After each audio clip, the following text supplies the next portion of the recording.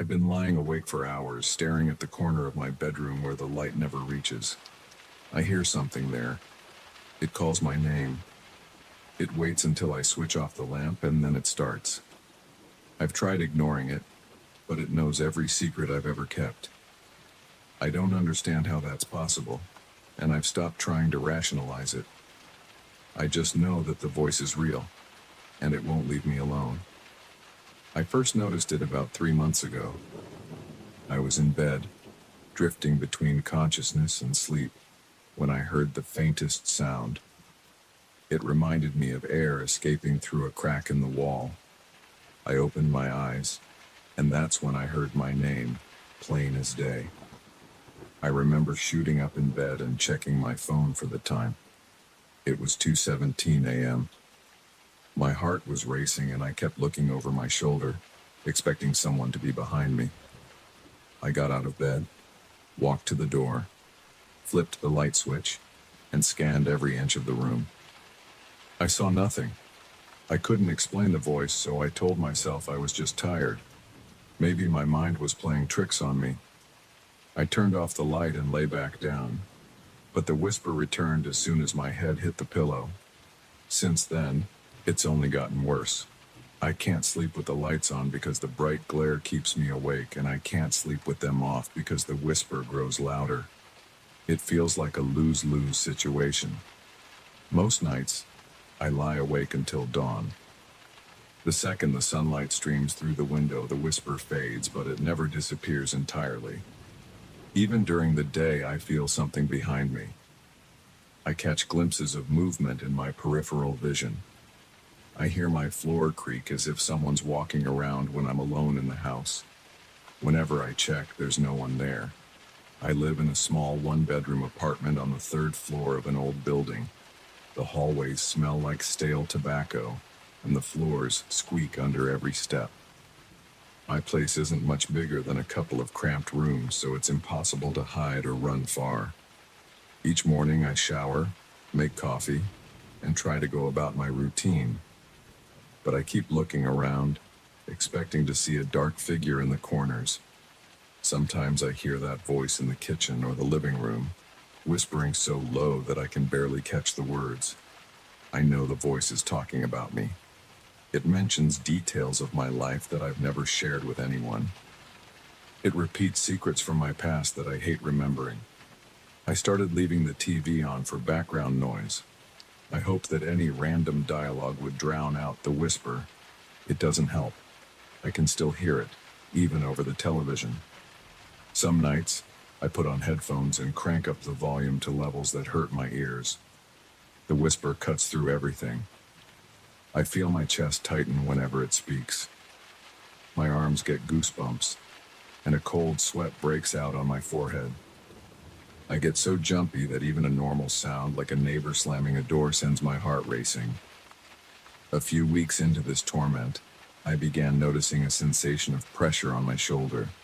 It happens at random. I can be walking down the hallway or washing dishes in the sink when I feel a cold hand rest on me. The first time it happened, I dropped a glass on the floor. It shattered and the noise almost made me jump out of my skin. I turned around, but there was no one behind me. The whisper started up again right away. It said my name in a drawn-out hiss, then rattled off another one of my secrets, one I haven't thought about in years. My hands were shaking so badly I could hardly pick up the shards of broken glass. I felt like I was being watched the entire time. One evening, I decided to stay out as late as possible. I spent hours at a diner, sipping coffee that tasted burnt. I didn't want to go home. I was convinced that if I stayed away, the thing in my room couldn't bother me. But eventually, I had to come back. When I unlocked the door, my apartment felt ice cold. I checked the thermostat. It read 72, but it felt closer to 50 in there.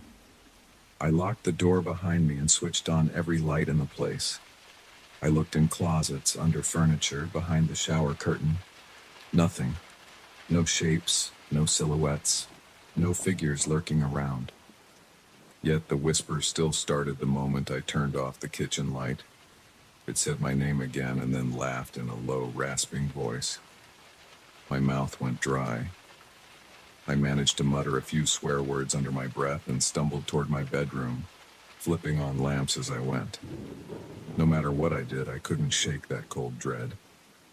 I reached out to a few friends, hoping one of them would let me crash on their couch. I just needed one decent night's sleep. But people have their own schedules and responsibilities, and I felt uncomfortable explaining why I needed a place to crash. I wasn't even sure I wanted to tell them about this. I worried they'd think I was losing my mind. So I stayed home. The next night, I wrapped myself in a thick blanket on the couch and tried to keep the lights on. I stayed that way until exhaustion forced me to close my eyes. I might have slept for 10 minutes when I felt that hand on my shoulder again. I leapt up, nearly tripping over the coffee table. The whisper echoed through the living room, calling my name in that slow, deliberate tone. I could feel every hair on my body stand on end. My eyes watered, and my breath came in short, ragged bursts. Then everything went quiet for a few seconds, and I heard the floor creak behind me. I spun around, scanning the room, but there was no shape in the dim light, just the flicker of a lamp by the TV. I keep telling myself I should move, but I'm stuck with Elise, and money doesn't grow on trees. I also worry that wherever I go, this thing might follow me. It doesn't seem tied to the apartment itself. It's more like it's bound to me. I've tried looking up explanations online, but I can't find anything that makes sense. Most of what I see is advice about ignoring it or cleansing my living space. I don't feel any relief when I burn sage or sprinkle salt by the doorway. I've tried both. The whisper just laughs like it's amused by my attempts. Lately, I've stopped talking to people as much. I feel tired all the time, and I'm afraid my nerves are too shot to act normal in public. I've called in sick to work more times than I'd like to admit. When I do go, I'm on edge, jumping at every little sound. People ask if I'm feeling all right, and I just force a half smile. I tell them I haven't been sleeping well, which is true enough. I can't focus on anything. Even in broad daylight, I see quick movements in the corners of my eyes. I hear faint footsteps trailing behind me. I feel that awful coldness. It radiates from my shoulder down my back whenever I sense that invisible touch. One night, I tried talking to it. I sat in my bedroom with the lights off, heart pounding, and forced myself to speak. My voice shook as I asked what it wanted, but I got no direct reply. It just said my name, then rattled off another secret. I felt a surge of anger. I wanted to punch something, but there was no physical target. I demanded it leave me alone. All I got was that same rasping laugh. Then the whisper went silent for a few minutes, which almost felt worse than hearing it. In that silence, my thoughts raced and fear settled in my gut. After a while, it started whispering again, repeating my name in an endless loop until I had to cover my ears and leave the room.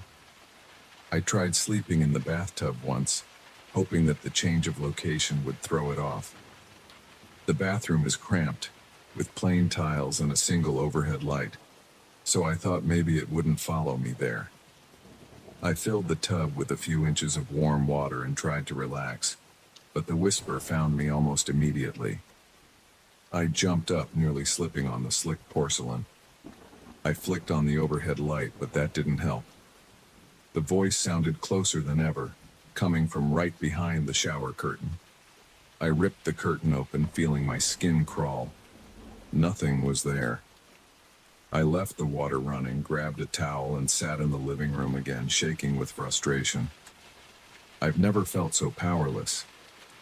Nothing I do stops the whisper or that freezing hand on my shoulder. I try to stay calm, but my body reacts every time. My legs shake, my breathing gets shallow, and I can't seem to control it. I've had moments where I felt dizzy from all the adrenaline pumping through me. At night, my muscles are always tensed, ready to jump out of bed at the slightest noise. I barely eat, and I can't remember the last time I slept more than an hour or two. The worst part is the way the whisper knows so much about me. It brings up past mistakes, regrets, and private details I've never shared. Hearing it list those things sets me on edge. It reminds me that there's no safe corner in my own head. I've tried yelling at it, but I don't think it cares. It never responds to my questions directly, just circles back to saying my name and those old secrets. Sometimes it sounds like it's right next to my ear, and I'll jerk away, expecting to see a face. But there's only emptiness. I've turned into someone I barely recognize. I used to enjoy evenings at home, playing games or watching movies. Now, I dread the sun going down. Every flicker of light and shadow makes me flinch.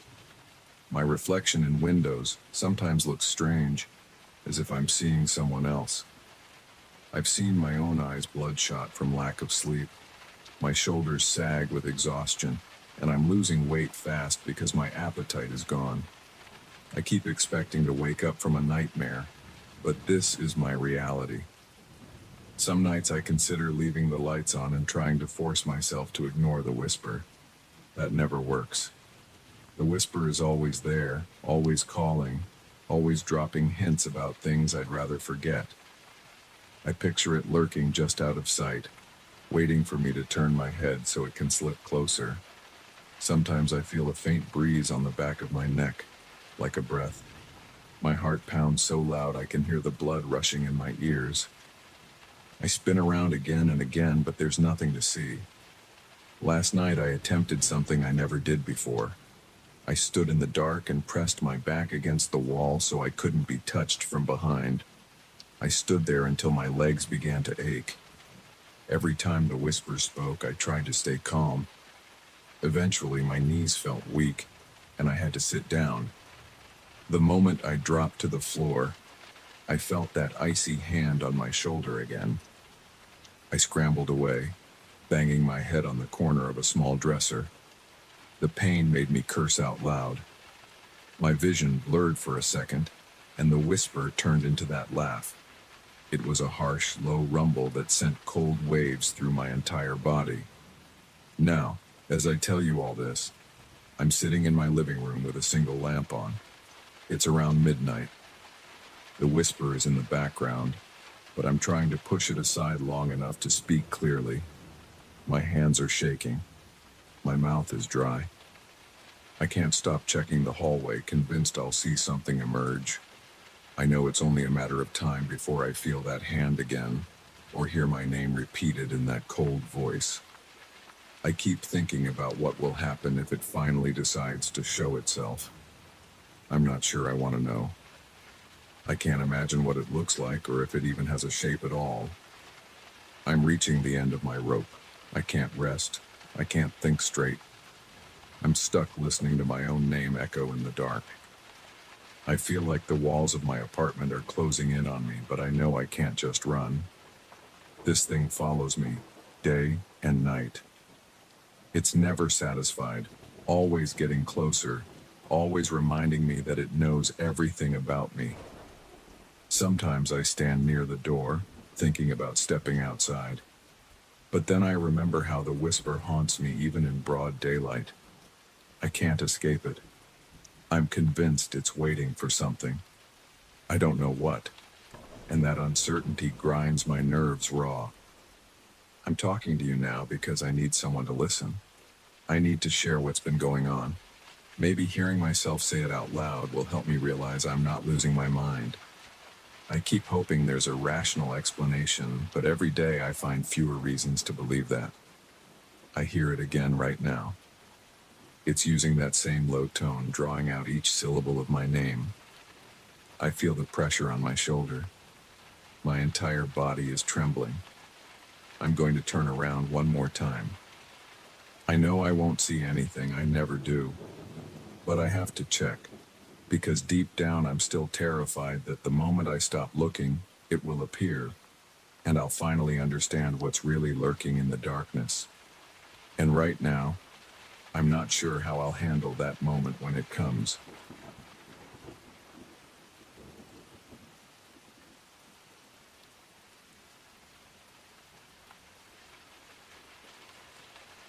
I I got that mirror from my grandfather's estate 2 weeks after his funeral. I remember standing in his old workshop, sifting through boxes of dusty tools and piles of clutter. I saw the mirror leaning against a wall. It had a small crack in the top corner, so I asked my uncle why nobody fixed it. He shrugged. He just said it belonged to my grandfather for decades. My uncle suggested I take it home. I didn't hesitate.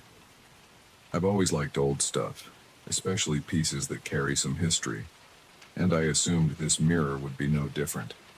I placed it in my bedroom. I set it against the wall near my closet.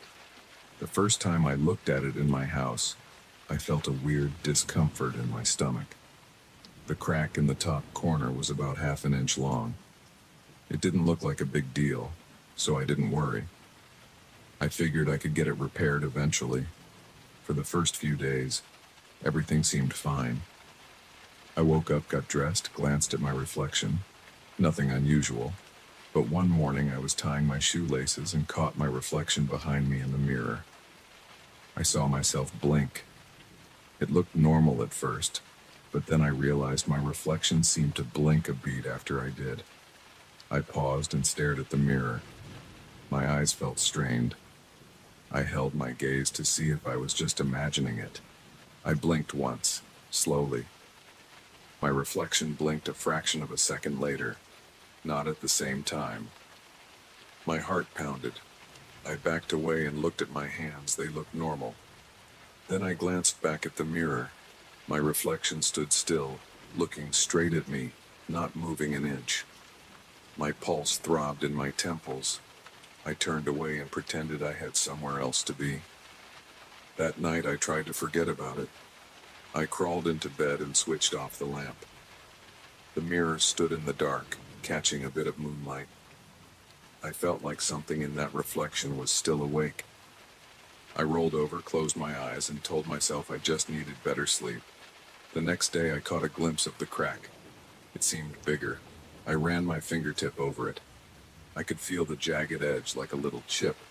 It wasn't just a small line anymore. It had spread, maybe an inch in length. I found it strange because I hadn't touched the mirror. I hadn't bumped into it or dropped anything on it. I decided to keep an eye on it. That evening, I walked into my bedroom after brushing my teeth.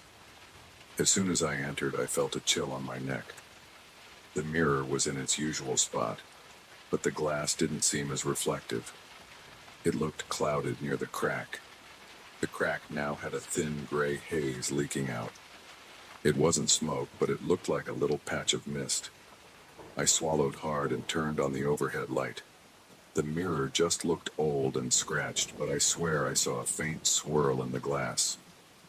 I approached it and stared, trying to see if there was moisture trapped between the layers of glass. My reflection stared back. My forehead broke into a sweat. I blinked twice, fast. My reflection blinked a moment later, still not in sync. My arms felt heavy. My throat went dry. I decided to test something. I raised my right hand. My reflection did the same, but there was a noticeable lag, like half a second. I lowered my hand. The reflection mirrored me, but again, too late. My entire body felt tight and I started to breathe faster. I left the room and paced around in the living room trying to collect myself.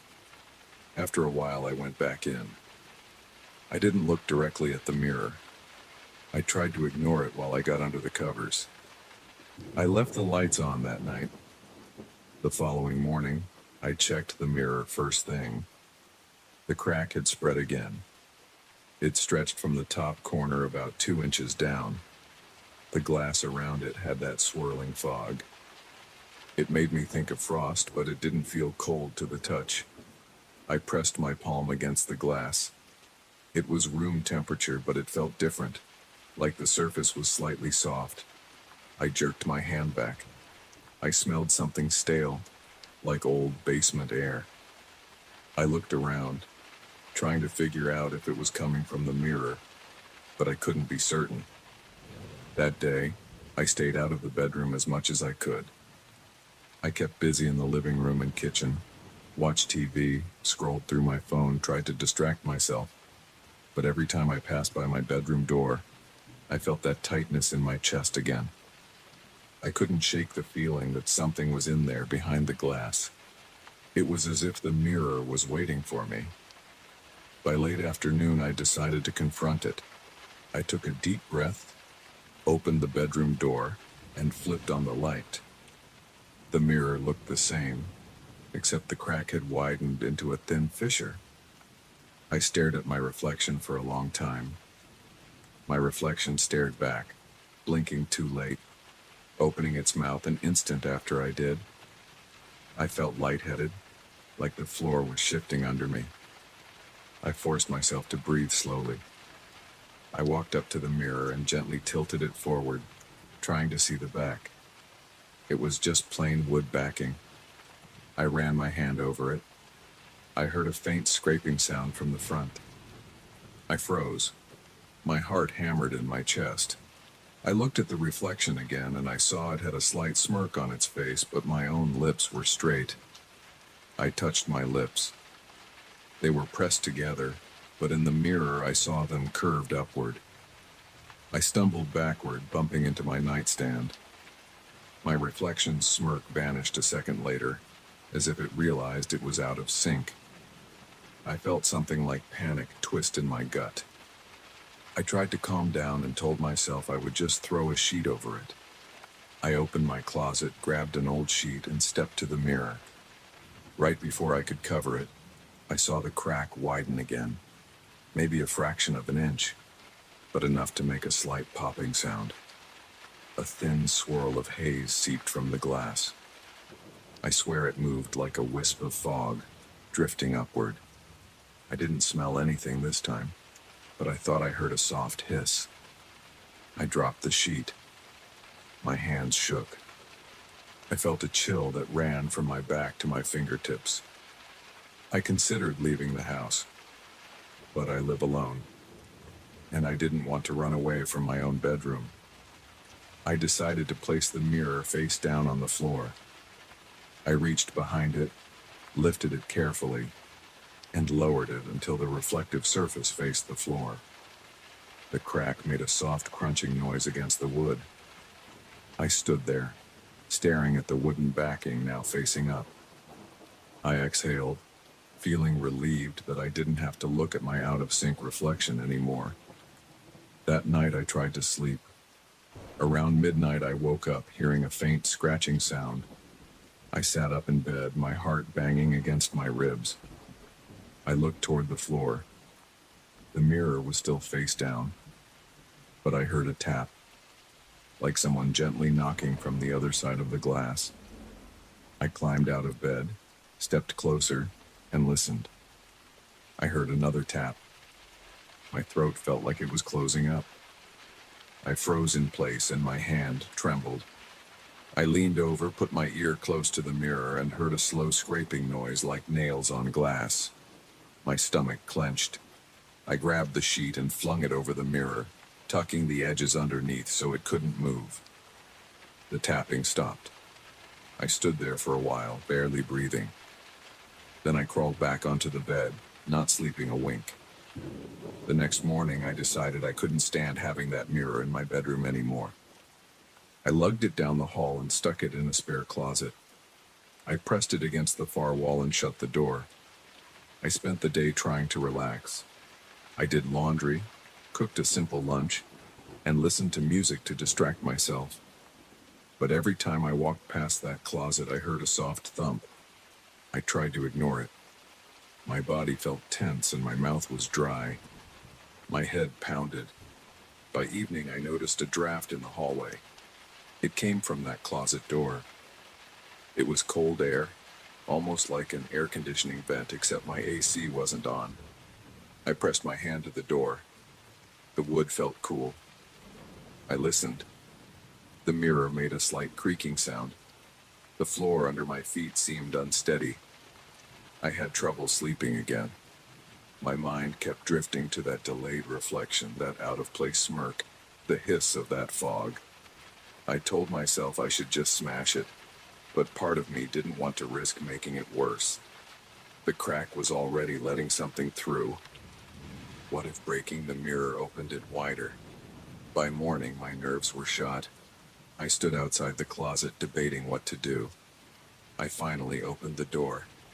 The sheet had slipped off the mirror. The mirror was upright, as if someone had propped it against the wall. My jaw clenched. I remembered placing it face down, but there it was, leaning upright. The crack had opened more.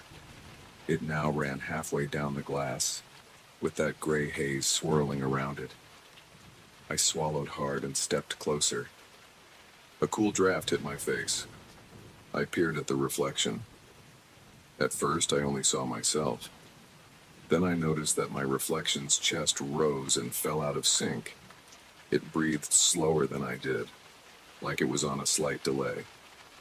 I watched my own face. I blinked twice, but in the reflection, I only blinked once. My head started to spin. I couldn't take it.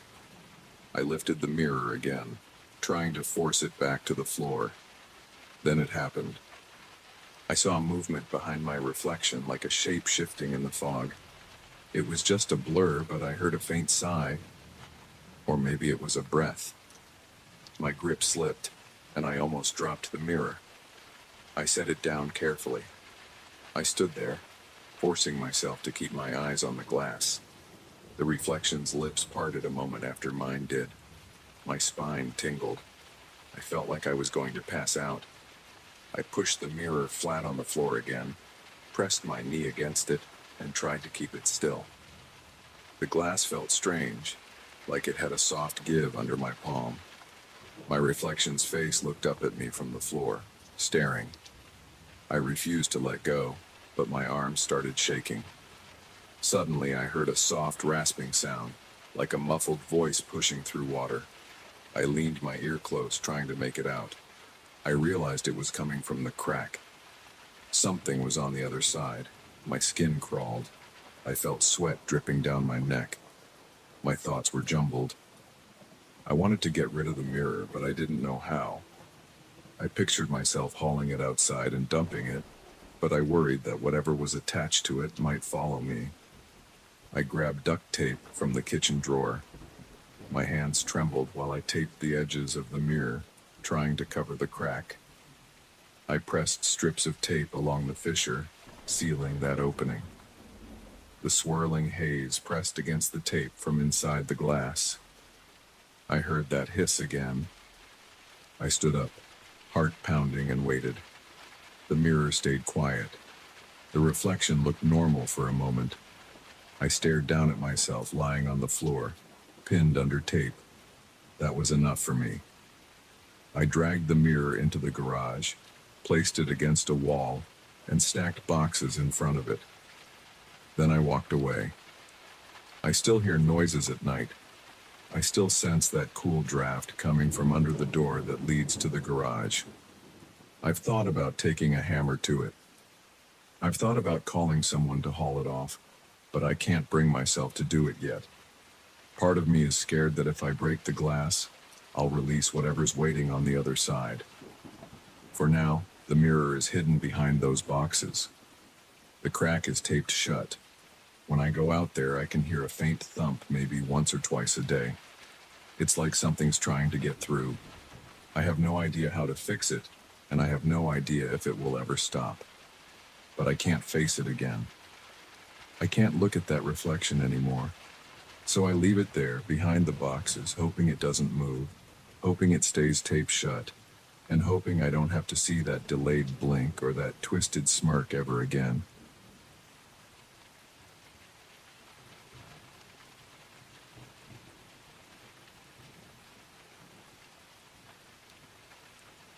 I never thought I'd find a cave that felt colder than a freezer in the middle of a blazing hot region. I remember stepping off the trail, feeling the sun beating down on my shoulders, sweat soaking through my shirt. My backpack straps cut into my skin, and my mouth felt dry from hours of hiking. I was used to that kind of discomfort because I liked the challenge of exploring unknown places. But I wasn't expecting the sudden drop in temperature when I brushed aside some thick bushes and discovered a dark opening in the rock. At first, I hesitated. I stood there trying to make sense of that freezing air rolling out of the cave entrance. It didn't match the environment. There was no wind, so I couldn't figure out why I felt that chill on my face and arms. My fingertips tingled from the abrupt change in temperature. That strange cold made my stomach clench like something was off. I pulled out my flashlight to see if the passage looked stable. The ground at the entrance was made of gravel and loose stones. The drop in temperature kept my senses on alert. I slowly moved forward, letting my flashlight sweep across the rocky walls. The beam caught dust particles floating in the air. My boots made a crunching sound, and every time I took a step, it echoed with a dull thud. The cave's walls had streaks of some dark mineral. It reminded me of charred marks, but I didn't want to jump to any weird conclusions. I only noted what I saw. The deeper I went, the more I noticed an odd, damp smell. It wasn't musty like most caves. It was more like cold stone and stale air. After a few steps, I paused. I listened. I heard nothing at first, just my own breathing. Then, I picked up a faint whisper, as if two people were speaking somewhere far ahead. It was so soft that I almost thought it was my imagination. I turned off my flashlight to see if that changed anything. It just made the dark thicker. My eyes tried to adjust, and I couldn't see a thing. I heard the whisper again, maybe a bit clearer. It sounded like words, but I couldn't make out any language. My chest got tight and my heart pounded. I flipped the flashlight back on. I took a few more steps, not sure whether I should turn back or keep going. My legs felt shaky and my breath got shallow. Despite feeling uneasy, I couldn't let it go. The cave tugged at me. I felt this odd pull, like something was waiting to be discovered. I reminded myself I'd explored plenty of dark places before. I had my emergency gear, a backup headlamp, and I knew how to handle tight corridors. Still, I couldn't shake the uncomfortable sensation. My gut told me this was different. I crept forward, trying not to make much noise. My boots scuffed over some sharp rocks. I could see my breath forming little puffs in the beam of the flashlight. That's how cold it was. My hands trembled a bit from the chill, and I had to flex my fingers to keep them warm. The whispering didn't stop. It seemed to move around me, but I couldn't pinpoint the source. At one moment, it was coming from my left, near a jagged wall with narrow cracks. Then it shifted to the right side, near a cluster of stalagmites. My pulse raced. I felt sweat on my forehead, but the rest of my body was cold. The conflict between the heat I'd come from outside and this eerie cold made my head spin. As I continued deeper, I noticed a subtle shift in the cave's layout. The passageway opened up. The ceiling rose higher, and I saw what looked like old carvings on some parts of the rock. They were faint lines and shapes that formed patterns. I brushed my hand over a few of them, feeling the grooves under my fingertips. My flashlight revealed what seemed like symbols or marks left by past explorers. I wondered how old they were. I also wondered if they'd heard the same whispers. The thought made me uneasy. The further I advanced, the more the whispers turned into soft echoes. They weren't loud, but they surrounded me. Sometimes I thought I heard my name. My heart kept thumping, and my mouth went dry. I swallowed hard, feeling my throat tighten. I kept sweeping the flashlight around, half expecting to see someone else. But there was nobody. I felt trapped by that cold atmosphere. My mind started to play tricks on me. I thought I saw shadows move along the walls. Each time I turned my flashlight in that direction, I saw only stone. My legs felt tired, but I kept going. I told myself I'd gone too far to turn back without at least checking if there was an end to that tunnel. The floor turned slippery in places. Water dripped from above, forming little puddles. My flashlight reflected off the wet surfaces, creating brief flashes. My own breathing sounded loud in my ears. I had this nagging feeling I was being watched. My skin prickled at random intervals, and the back of my neck felt tense. I tried to steady my nerves by focusing on where I placed my feet. After walking another 15 minutes, I came across a small chamber. It wasn't huge, but it was big enough to stand up straight without bumping my head on the ceiling. In the middle, I found a cluster of bizarre stone formations. Some were smooth and others had sharp edges. A few had cracks that looked like open mouths. I felt a chill roll through my chest when I glanced at them. The whispers intensified. They seemed to come from every corner of that chamber. My heart pounded so hard that I felt it in my ears. I stood still, shining the flashlight around. My breath came in quick bursts and my palms were damp with sweat. I leaned in to check one of the stone formations. As I touched it, the whispering paused for a second. My entire body went rigid. I could hear my pulse and the faint drip of water from somewhere behind me. Then the whispering started again, quietly, and I felt a pressure in my chest. I pulled my hand away, stepping back to get some distance. I wanted to catch my breath, but I also felt weirdly intrigued. My curiosity kept me there, even though my instincts told me to leave. I don't know how long I lingered in that chamber, listening to the walls. The echoes sometimes overlapped, and I thought I heard a sort of dialogue. I couldn't identify any familiar words, but it felt like it had a rhythm. I kept turning in circles, trying to locate the source. My muscles were tense and my jaw was clenched. I let out a shaky exhale and forced myself to step away. The cold had seeped into my bones and I realized I was shivering. I decided it was best to go back. My gut twisted with both fear and a strange yearning to keep exploring, but I chose to retrace my steps. On the way out, the cave didn't get any warmer. The whispering never completely vanished, but it faded as I got closer to the entrance. I had this persistent feeling the cave didn't want me to leave. When I saw a faint glow of sunlight, I felt relief mixed with regret. Part of me wanted to turn around and go deeper just to see what else might be hidden, but I pushed myself forward. My breaths were shallow and my legs felt weak. I glanced over my shoulder a few times as if expecting the darkness to close in on me. Stepping out into the heat felt overwhelming. The sun hit my face and the warmth on my skin made me squint. I inhaled the hot air, which felt almost suffocating, but it was better than the cold pressure inside the cave. I let out a long breath, my heart still racing from the tension. I sat down on a flat rock a few steps away from the cave entrance. My mind was spinning and I felt this empty sensation in my chest. I tried to shake it off by drinking some water and wiping the sweat off my forehead. It didn't help much.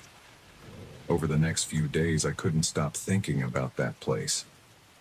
I replayed the sounds in my head, questioning if I'd imagined them. My chest felt heavy every time I remembered the whispering. I tried to distract myself by going on different trails, checking out less intense cave systems, and talking to other hikers. But nothing felt the same. That weird cold sensation stayed with me, like my body never fully adjusted back to the normal temperature.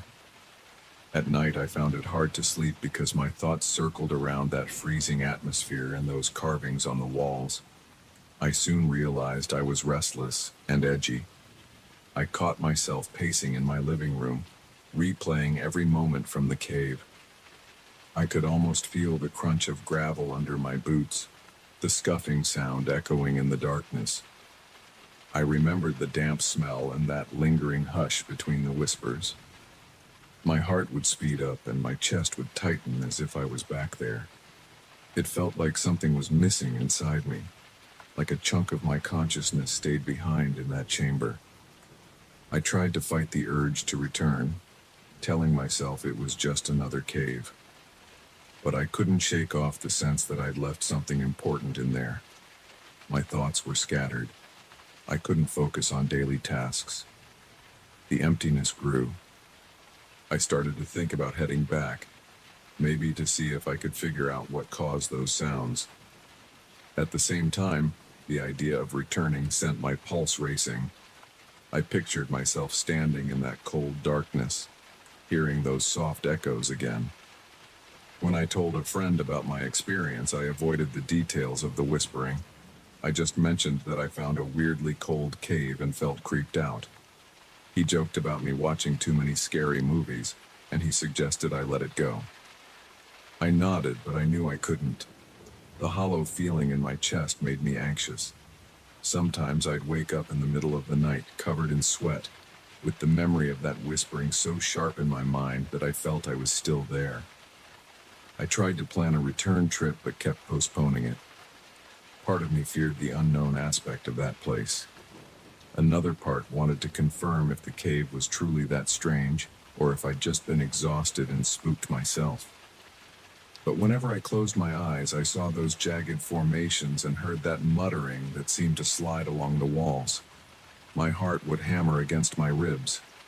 Eventually, I decided I needed to write down what happened, hoping it would help me process it. As I wrote each detail, I felt my hands shaking. My skin prickled again with that memory of the freezing air against my face. I remembered the exact moment my flashlight caught dust particles in the stillness, and the hush that hovered before those whispers started back up. Putting it into words almost pulled me back inside. Now I'm still dealing with the aftermath. I feel like my lungs never quite fill up completely. My chest feels constricted. I keep my gear ready, in case I decide to head out there again. I haven't mustered the courage yet, but the pull won't go away. There's a hole in me that won't close. I notice it every morning when I wake up and every evening when I settle in for the night. I don't talk about this much. It's a strange thing to explain. People expect a big dramatic story, and I only have the cold facts. I found a cave. It was unnaturally cold. I heard whispers, and I left feeling incomplete. No children or other people were there, and nobody died. But ever since that day, I can't shake the feeling that part of me stayed behind. When I say that, I'm not trying to sound mysterious, that's just how it feels. My chest gets tight, and a shiver runs through me whenever I think about it. I'm not sure how to move forward, but I keep telling myself I have to find closure. Some nights, I picture myself stepping back inside the cave with better equipment, maybe setting up a camera or a digital recorder to capture those sounds. I get nervous imagining the freezing air around me again, the goosebumps all over my arms. My throat gets dry just thinking about it, but I also feel drawn to it, like I need to confront whatever is behind that darkness. For now, I live with that emptiness. I go about my day, but I keep remembering the crunch of stones under my boots and the sudden drop in temperature. I keep hearing that distant whisper that seemed to brush against my ears. I still don't have answers, but I can't forget the way the walls seemed alive, the way those echoes bounced around me. The memory of that place clings to me, and I'm not sure I'll ever be the same. I feel stuck between wanting to go back and wanting to pretend I never found that cave. That's the whole story. It's just me, the cave, and the cold that made no sense.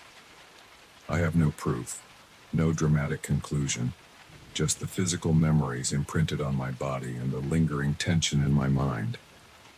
It still scares me, but it's also part of who I am now.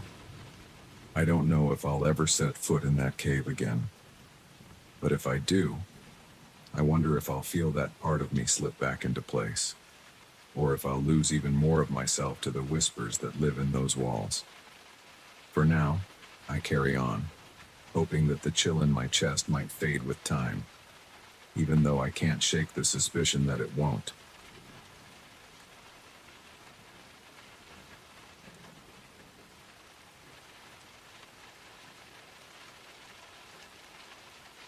I accepted the invitation without much thought. I got the letter from a distant relative, someone I barely remembered meeting years ago. The message was brief and said he wanted me to spend a few days at his old house in the countryside, far from any major town. It felt strange, but I agreed. I had some time off and I wanted a change of scenery. I drove there on a late afternoon, following a dirt road that stretched through wide fields. As soon as I saw the tall iron gates and the old stone walls, I felt a tension in my stomach. The house looked stuck in a different age. The air was heavy, and I noticed my heartbeat picking up for no clear reason. I parked my car in a small yard filled with dry leaves. I saw no caretaker, no other guests, and no lights. The sky was overcast, and the wind had an odd stillness. I grabbed my bag and walked up the stone steps. When I opened the heavy wooden door, my arms shook a bit from the effort. The hinges creaked. Inside, the entrance hall was dim, lit only by a single lamp in the corner. I could see old furniture, a tall ceiling, and a wide staircase leading to the second floor. Everything seemed frozen. My footsteps echoed with an odd crispness. That was when I noticed the big clock on the wall to my left. The wood frame was carved with twisting patterns, and the glass face was large, taking up most of the surface. But it had no hands. It was just an empty face with numbered markings. For some reason, my chest felt tight when I looked at it. It seemed like it was staring back at me. I stood there for a moment, waiting for some kind of ticking sound or mechanical hum, but I got nothing. The entire house stayed silent. It was so quiet that I could hear my own breathing. I also realized I didn't hear any wildlife outside. No birds, no insects, nothing. I set my bag down at the base of the staircase and called out, but I got no answer. I didn't see any staff around. I knew my distant relative wasn't supposed to arrive until the next morning, so I assumed I had the house to myself for the night. That should have felt liberating, but it made me uneasy. I thought about leaving, but I brushed aside the idea. I had driven for hours and I felt too tired to get back on the road. I picked up my bag, walked upstairs, and searched for a guest room. I found one at the end of the hallway. It was clean but had a thin layer of dust on the desk in the corner. The bed was old, with a tall wooden frame and a thick mattress. I tossed my bag onto a chair. I went back downstairs to check if there was anything in the kitchen. I found some basic supplies, a few cans of soup, a bread loaf on the counter that looked fresh, and a pitcher of water. I heated the soup on a small stove that seemed about 50 years old. As I waited for it to warm, I kept listening for any sound, but the house stayed completely silent. It pressed against my ears in an uncomfortable way. After I ate, I returned to the entrance hall. I stared at that big clock again. It bothered me. It gave off a feeling that something was missing, but I told myself that it was just a harmless antique. I shook my head and went back to my room. I shut the door and locked it. I turned on the small lamp next to the bed and flipped through an old magazine I found in a drawer. The pages smelled musty. My legs felt restless, so I paced around the room for a while. After about an hour, I felt tired enough to sleep. I got under the covers, turned off the lamp, and lay there in the dark, trying not to think about the emptiness of the house. My eyes wouldn't stay closed for long. I kept opening them, waiting for a noise in the hallway. My heart beat a bit faster than normal. My breathing felt shallow. Eventually, I managed to drift off. Sometime in the middle of the night, I jolted awake. A deep, resonant sound echoed through the hallway. It sounded like a distant bell. I blinked, staring into the darkness. My mind raced with questions. There was no clock with working parts in this place. There were no visible bells. But I heard a low chime. It vibrated in my chest. I got out of bed, my legs unsteady, and crept to the door. I opened it just a crack. The hallway was dark. lit only by moonlight through a small window. I smelled something old in the air, like stale dust and cold stone. I stood there listening. My ears picked up another chime. It was the same deep note. It seemed to come from downstairs near the entrance hall. It gave me a prickling sensation at the back of my neck. I reached for my phone to check the time, but it wouldn't turn on. The battery was dead, even though I had charged it fully on the drive. I felt a jolt of confusion. I looked at my watch instead. The hands were frozen at 11. I tapped the glass, but nothing changed. I took a few slow steps into the hallway, trying not to make noise. Each step made the old floorboards creak. My breathing felt tight. I kept waiting for a third chime, but it didn't come. I reached the staircase and leaned forward, peering down. The hallway light was off, but I saw a faint glow coming from the entrance hall. It flickered a bit. I took one more step and I heard a small thud behind me. I turned, feeling my chest seize up. There was nothing there, just shadows. I whispered a few curses to myself. My hands were shaking and sweat formed on my forehead. I decided to go back to the bedroom. I didn't know what else to do. I locked the door again and sat on the bed. My heart pounded so hard that I felt it in my ears. After a few minutes, I closed my eyes and tried to fall asleep. I listened for more chimes but heard nothing. I eventually dozed off, but it wasn't restful. I stirred around 2 in the morning. My head felt heavy. The air smelled stale, like an old attic. I got up, walked to the window, and looked outside. It was pitch black. I couldn't even see the yard or the fence. Suddenly, I felt disoriented, as if I had lost a chunk of time. My eyes stung, and my hands felt cold. I turned on the bedside lamp, and I looked around the room. It looked the same, but something felt off. I couldn't name it. I stepped into the hallway again. My legs felt weak, but I kept going. The silence was overwhelming. I had an urge to make noise just to fill the space. I forced myself to keep quiet because I thought there might be something else in the house. My instincts warned me not to call attention to myself. I walked toward the stairs, and I heard a faint scraping sound behind a nearby door. It was a guest room or maybe a storage room. I froze, my muscles stiffening. I felt my pulse in my temples. The scraping continued for 2 or 3 seconds, then it stopped. I tried to calm my breathing. I pressed my ear to the door. I couldn't hear any movement, so I backed away. I headed downstairs. Each step felt like it took forever. When I reached the entrance hall, the faint glow was gone. The lamp in the corner was off. I glanced at the big clock on the wall. Still no hands. Still silent. The glass face reflected the small amount of moonlight that filtered in from outside. I approached it, trying to see if there was any sign of a mechanism. I touched the wood, and it felt cold. The silence made my ears ring. Then the deep chime rang again. It pulsed through my chest. I jumped and turned around. The hall was empty. I looked at the clock's face, and I saw a slight distortion, like something moved behind the glass. I leaned in, trying to see it more clearly, but there was nothing there. My hands felt sweaty, and I wiped them on my pants.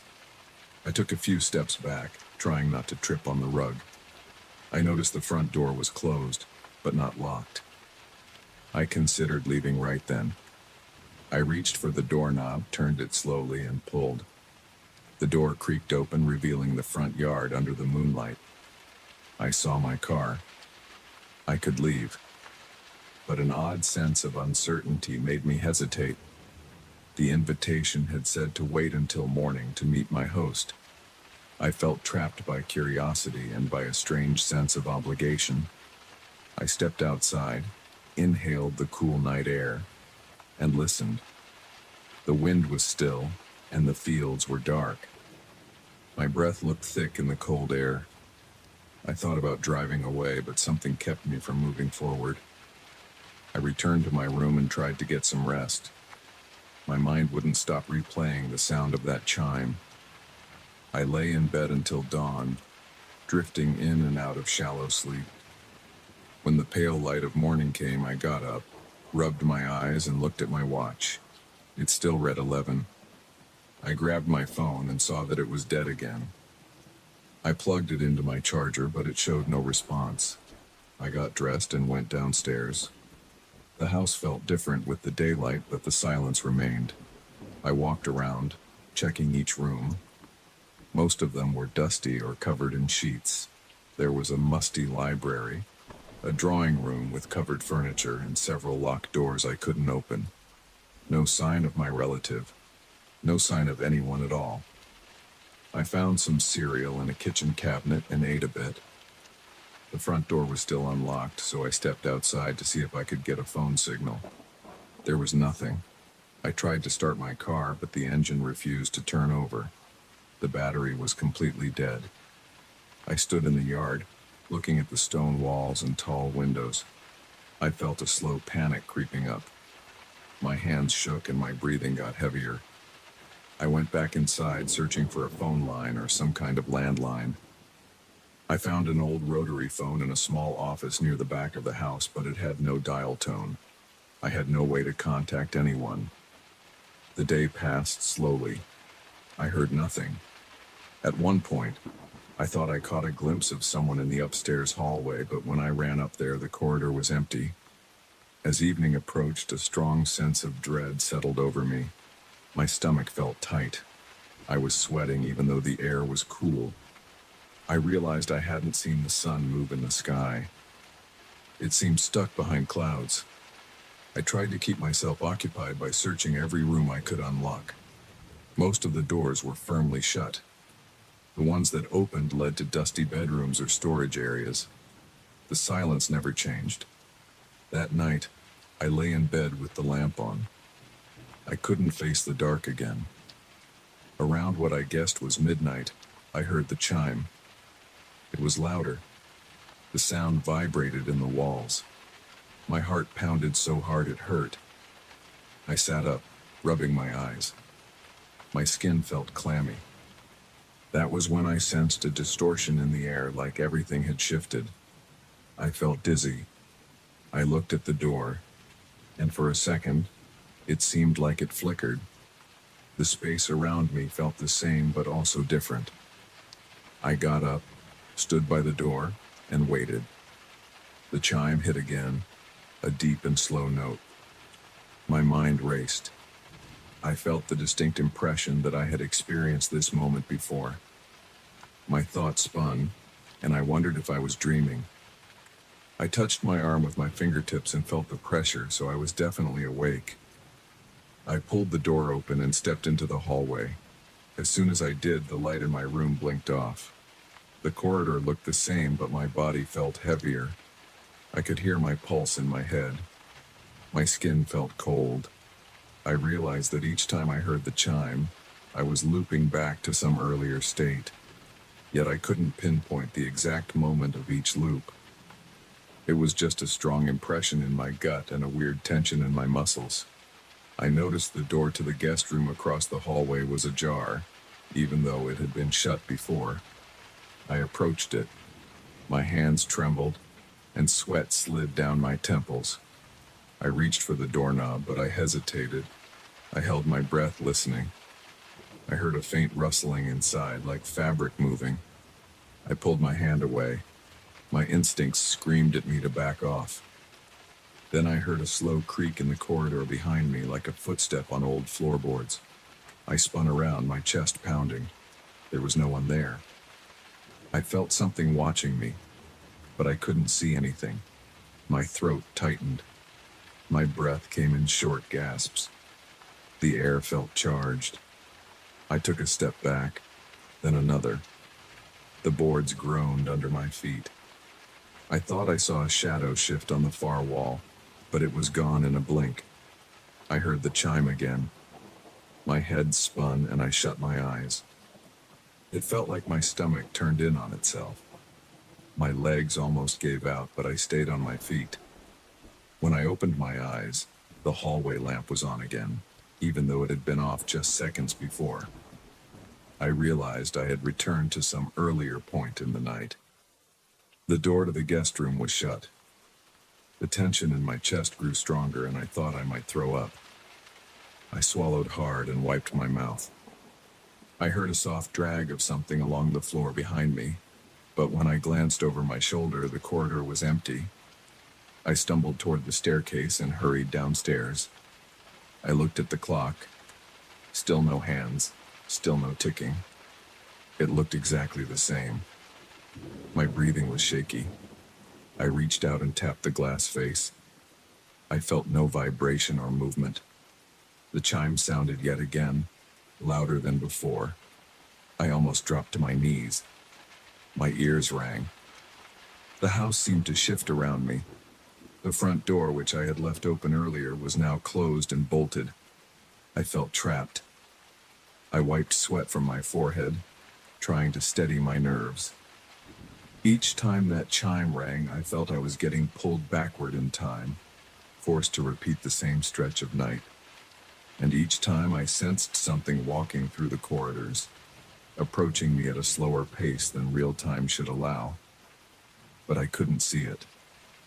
My chest felt tight as I thought about that presence. Every hair on my arm stood up. I'm still here. I don't know how many times I've lived through these same moments. The clock never changes, yet it chimes over and over. My phone stays dead, and my watch is stuck at 11. The house remains silent except for that sound. I can't escape it, and I can't understand it. The presence moves closer with each repetition. I can sense it more clearly now. I hear slight shifts in the air, faint creaks in the floor, gentle taps on the walls. My palms sweat each time. My heart races. My thoughts spiral as I wait for the chime to pull me back once again. And each time, it feels more real, and the footsteps get a bit louder. I have no idea what will happen if it reaches me. I only know that time isn't working here. I'm stuck in these same hours, going in circles. I can't stop listening for those deep chimes, dreading the moment they sound again.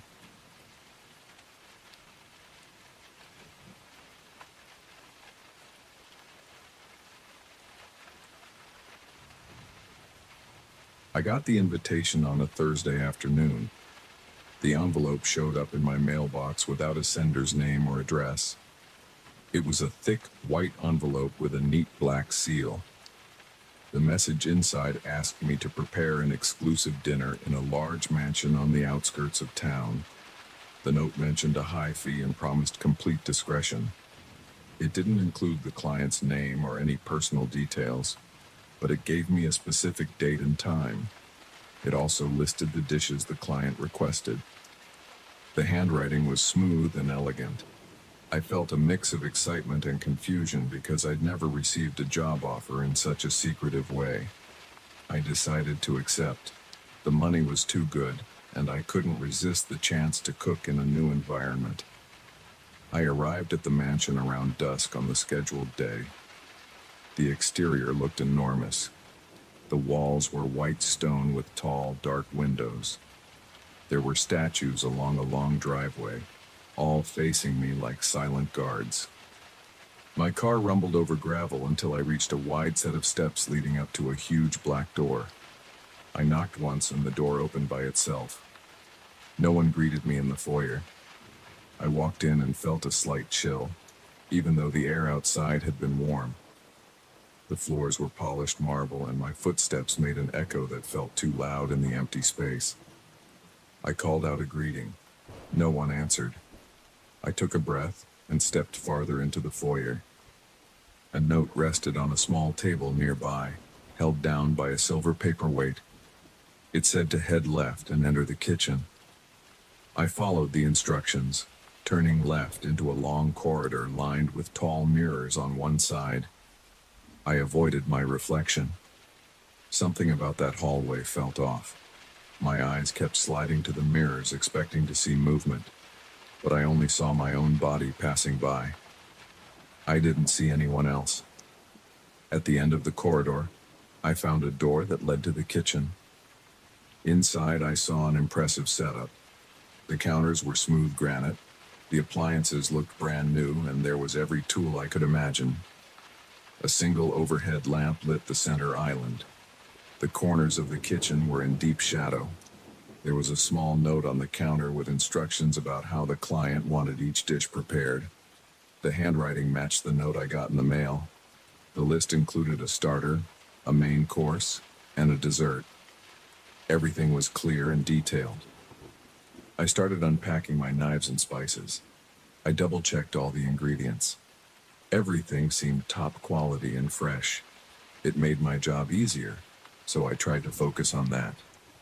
Still, I couldn't ignore the empty feeling in the mansion.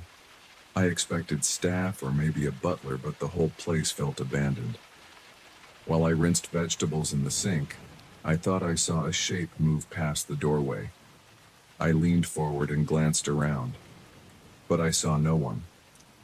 The air felt colder near the doorway, so I shifted my focus back to the food.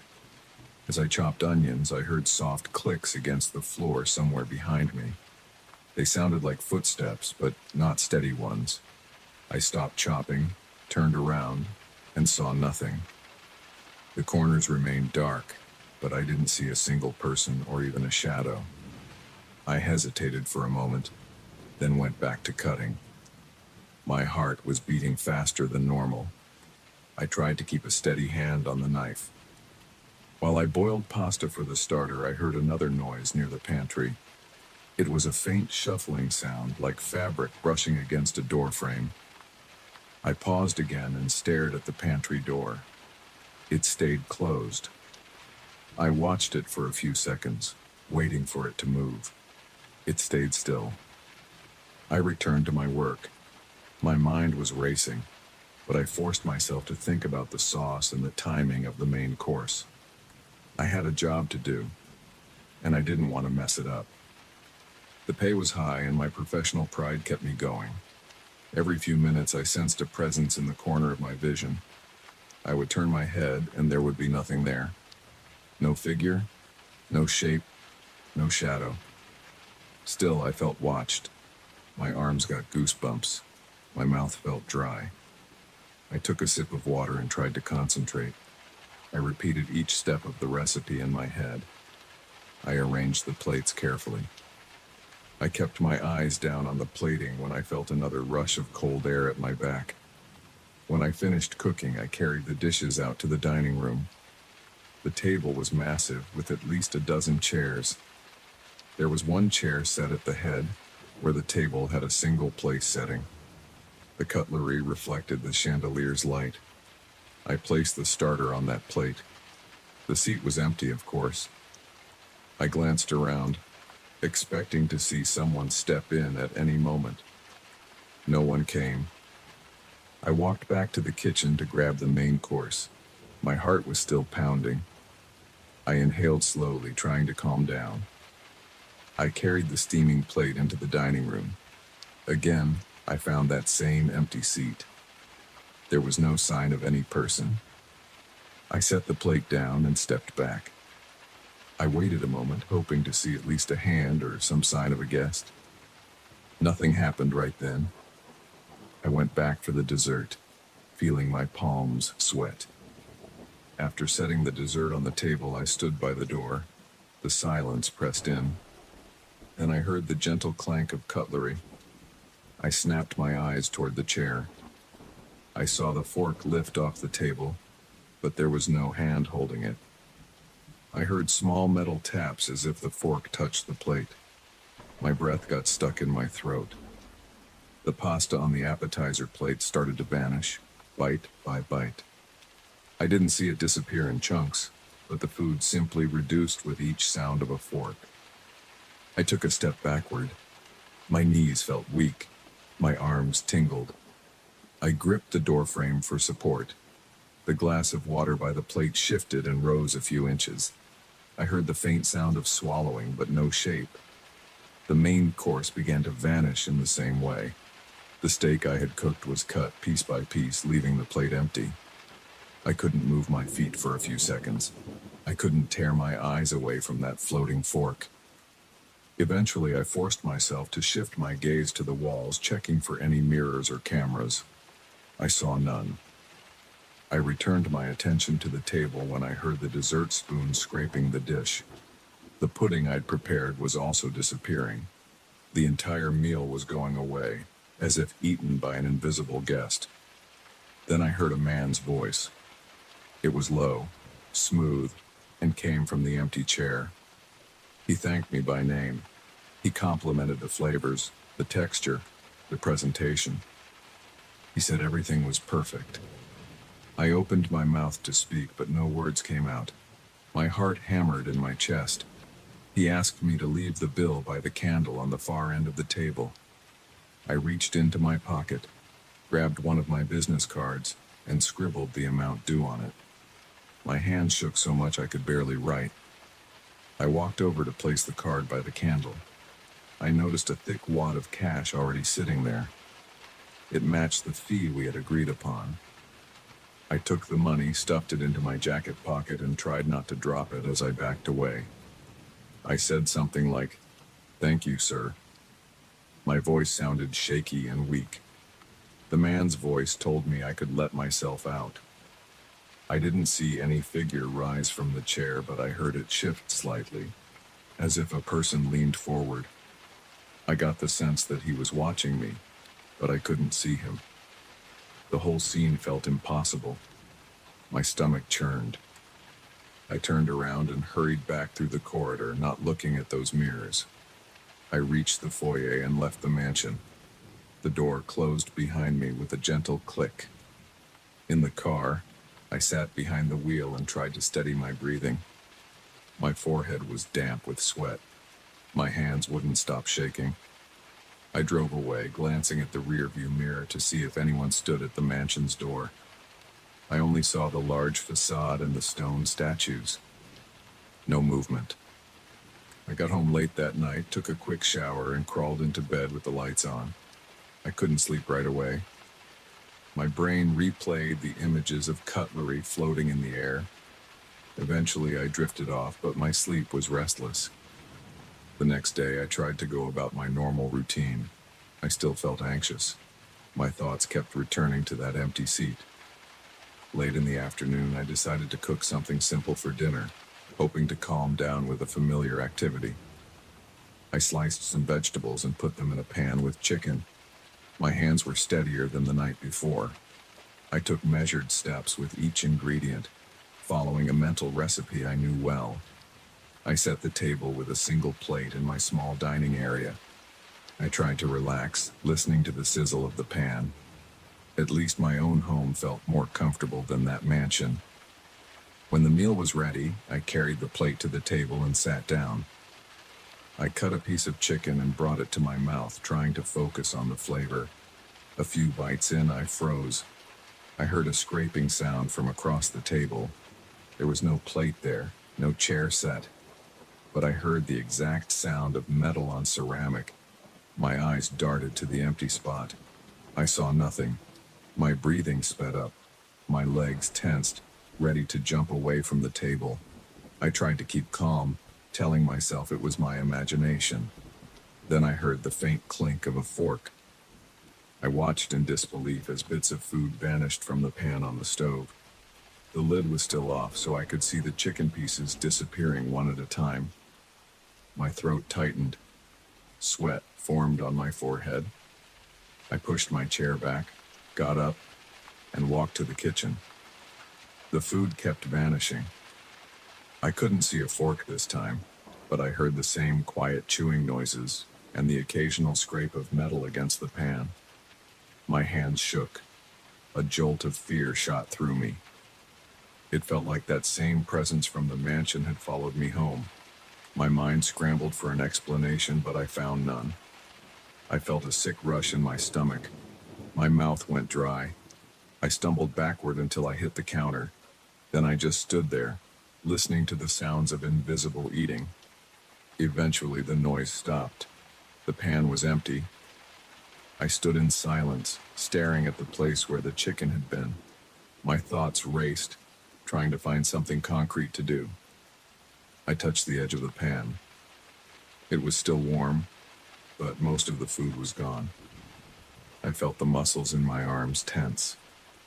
My breathing was shallow. I tried stepping away, then I forced myself to walk around the house, turning on every light, checking every room. No one was there. Over the next few days, this kept happening. Whenever I cooked, something would remove the food from the pot or plate. Sometimes I would hear the gentle clink of unseen cutlery. Other times I would hear faint footsteps. I never saw a single outline of a person. The presence never spoke at my home. It just ate my food. I noticed that it seemed to happen only when I cooked something.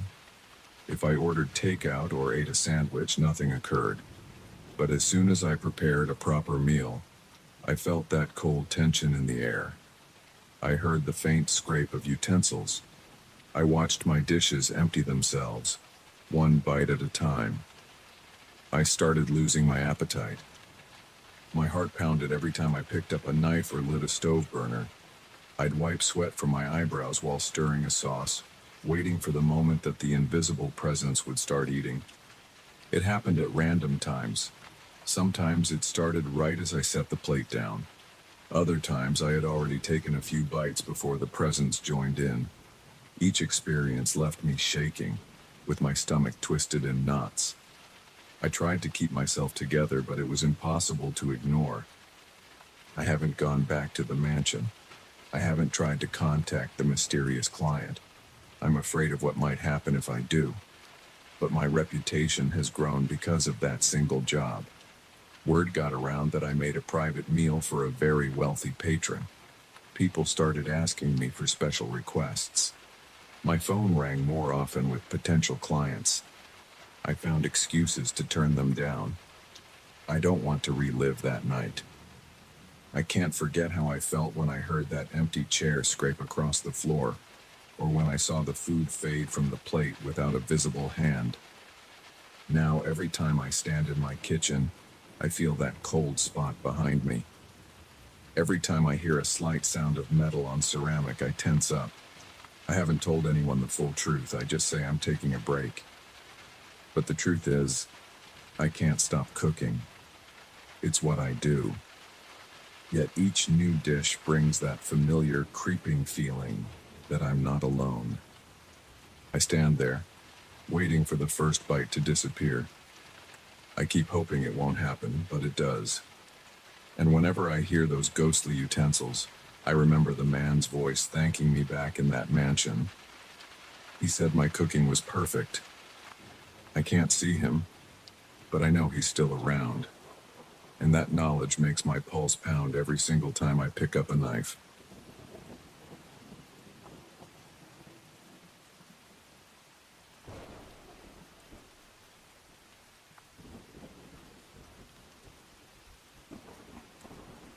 I never thought anything strange would happen here.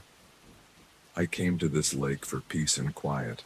I wanted a break from traffic noise, endless emails, and the usual chaos back home. I found a small ad for a cabin rental right at the water's edge. It was cheap, and the photos looked fine. I packed my car with a couple of bags, drove a few hours, and arrived just before sunset. I walked around that first evening and enjoyed the calm surface of the lake. There were no waves, no strong currents. It almost looked like a giant mirror. I felt relaxed. That was my first mistake. I assumed everything would stay normal. I noticed a soft breeze as I parked. The sun was going down and the sky glowed orange. I unlocked the door and stepped into a one-room cabin. It smelled a bit musty, like old wood and damp fabric. The floor creaked under my boots, and I felt a small gust of cold air against my legs. The rental agent had left the windows cracked open. I tossed my bag onto the only bed. It squeaked. The mattress felt thin under my hand, but I didn't mind. I just needed a place to rest. I set my phone on the nightstand. There was no signal. That didn't surprise me. I opened the closet. It was empty except for a single coat hanger. The walls looked clean enough. Then I checked the bathroom. It was a cramped space with a small sink, a metal-framed mirror, and a narrow shower. Everything looked fine. I stepped outside, sat on the short dock at the edge of the lake, and watched the last bit of daylight fade. The water was so still that I felt a strange urge to reach in and stir it up. But I just let it be. I remember hearing some faint rustling in the distance, maybe a raccoon rummaging in the brush. I heard the faint hum of insects. I breathed the cool night air until my eyes felt heavy. The next morning, I went out to the lake. The sun was up. The water was smooth again. I walked to the same spot on the dock and crouched down to wash my hands. I leaned forward, expecting to see my reflection. I saw nothing. The water was perfectly clear, but my reflection wasn't there. It just showed the blue sky overhead, the outline of trees on the far shore, and some reflected sunlight. I blinked a few times. I rubbed my eyes. Still nothing. I stuck my hand in the water and I saw ripples. The ripples made small circles on the surface. I still saw no sign of my face, arms, or anything else in the reflection. My heart pounded. I felt the hairs on my neck stand up. I couldn't explain it. I tried different angles. I checked if maybe I was standing in shadow or if the sun was at some weird position. I still saw no reflection. I walked back to the cabin, my arms feeling cold. I felt a knot in my stomach. I tried to brush it off. Maybe I was still sleepy. I made coffee on the small stove inside. I drank it fast and decided to step back out, determined to see if things went back to normal. I crouched down at the water's edge again. Same problem. No reflection of me. That entire day, I tried to distract myself. I took a short walk around the property. I sat on a folding chair next to the cabin with a book in my hand. I flipped through a few pages, but I couldn't focus. My eyes kept drifting toward the lake. I wondered if I was losing my mind. I felt waves of tension in my chest. My shoulders felt stiff and my throat was dry. I considered leaving, but I had paid for the rental and I was too stubborn. I decided to stay. The next morning, I woke up early. My neck hurt from sleeping on that thin pillow. I heard a light tapping sound outside. It could have been branches against the cabin, but it felt too consistent. I dressed quickly in jeans and a jacket, then went outside. The air was chilly. I took a few steps toward the water. The tapping sound stopped. I leaned over the dock, squinting down at the surface. This time I saw something. A face stared back at me, but it wasn't mine. It belonged to another man. He had short, dark hair and a pale complexion. His eyes were wide and he looked desperate or scared. I could see his mouth open, but I heard nothing. The face jerked, like he was trying to speak. Then the image vanished. The water was still again, and my reflection was nowhere to be seen. I felt sweat forming on my palms, and my breath went shallow. My throat tightened. I knelt on the dock, trying to see if he'd come back. I whispered, "Hello?" But I got no answer. No echo. Nothing. I touched the water and it felt ice cold. The sun was out, so I expected it to be warmer. I jerked my hand away. I dried my hand on my jacket and stared at the still lake. The breeze brushed against my hair. The face didn't return. I stayed outside, pacing up and down the small shore. I kicked at small rocks. My mind was racing. I thought about driving away that minute. I felt a weight in my chest and my heartbeat was too fast. Then I realized I had nowhere else to stay. I had about a week off from work and I wanted some kind of break. I convinced myself to hold on and try to figure things out. I decided I would check the lake again around midday, just to see if something changed. At noon, I walked to the same spot. This time I saw multiple faces in the water. They weren't moving. I saw a woman with short blonde hair. I saw a man with a thick beard. I saw another face that looked older, maybe in his 50s, with deep lines on his forehead. Each face looked up at me. None matched my own face. I bent closer, and my stomach felt tight. I felt warmth rising in my cheeks like I was about to panic. I forced myself to stay still. The faces all seemed silent, like they couldn't speak. Their mouths stayed shut, but their eyes tracked me.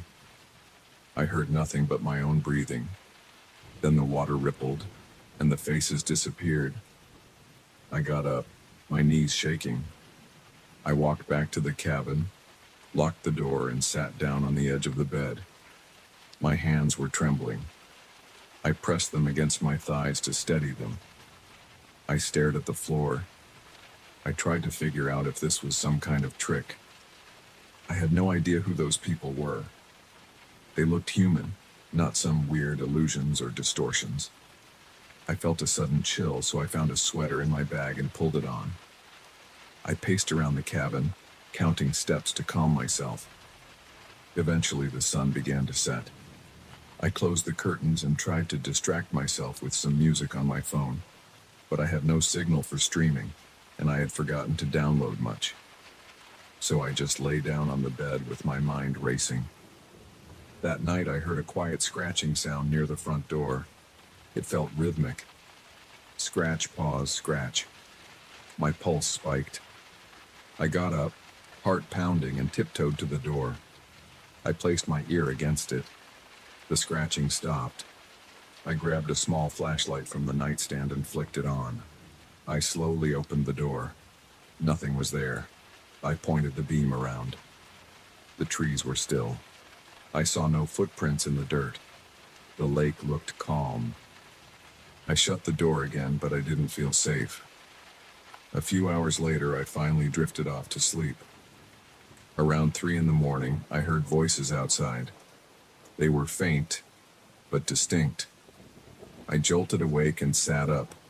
My mouth was dry, and my heart was pounding. It sounded like multiple voices, all low and urgent, calling my name. They repeated it over and over in hushed tones. I felt my chest tighten. I wanted to ignore it, but I couldn't. I grabbed my flashlight again, opened the curtains a sliver, and peered out. I saw nothing except the silhouette of the trees and the faint glimmer of the lake. But the voices continued for a few more seconds before they stopped. I didn't sleep much after that. My eyes stayed open, scanning the walls of the cabin. I listened for footsteps or more voices. I heard a branch snap at some point. It made my stomach lurch, but after a while, everything went quiet again. When the first light of morning appeared, I got dressed and stepped outside. I looked at the lake and I tried to keep my distance. Even from a few yards away, I noticed movement in the water. It seemed like small ripples were forming near the center, but I couldn't see anything else. I walked to the dock again, though my legs felt heavy. The air was cold. I looked down. The water was clearer than ever, but my reflection was gone. In its place, I saw several faces. Some had their mouths open, but I heard no sound. Their eyes twitched and flicked around. I felt my hands shaking and my jaw was tight. I stepped back, almost stumbling. I forced myself to stay calm. I filled a bucket with lake water and carried it to the cabin. I wanted to see if the same thing would happen in a container. I set the bucket on the table. It just looked like water. I leaned over it, trying to see if a face would appear. Nothing. I felt a small sense of relief, thinking maybe the effect only happened at the lake.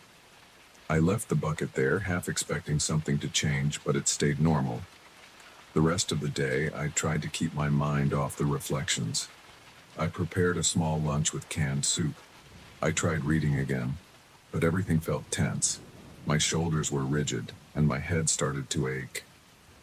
I walked around behind the cabin, looking for any sign of a trick or a hidden camera or something that might explain what was happening. I found nothing. There was only a narrow dirt path leading into the woods. I followed it a short way, but I got spooked by the quiet. It felt like all the usual forest sounds were gone. I didn't hear birds or squirrels, just silence. I turned around and went back to the cabin. After dinner, the sun set quickly. I locked the door, closed the curtains, and turned on the small lamp. I sat on the bed with my back against the wall. My ears were on high alert. Every tiny creak from the wood made me flinch. Eventually, I heard the voices again. This time, they sounded closer. They called my name with more urgency, as if they were right outside the windows. My hands gripped the blankets. I felt my breathing speed up, and I swallowed hard. I turned off the lamp. I couldn't see outside, but I pictured shapes standing near the dock. Then I heard a knock on the door. A soft, slow knock. 3 taps. Silence. 3 taps again. I forced myself to speak. "Who's there?" I said. My voice cracked. No response. I repeated my question, louder this time, but I got nothing back except a faint shuffling sound. Then the voices started again, whispering my name. I stayed where I was, sweating, my stomach churning. After about 10 minutes, the sound stopped. When morning arrived, I felt exhausted. I heard birds again, which surprised me. I rubbed my sore eyes and stepped outside.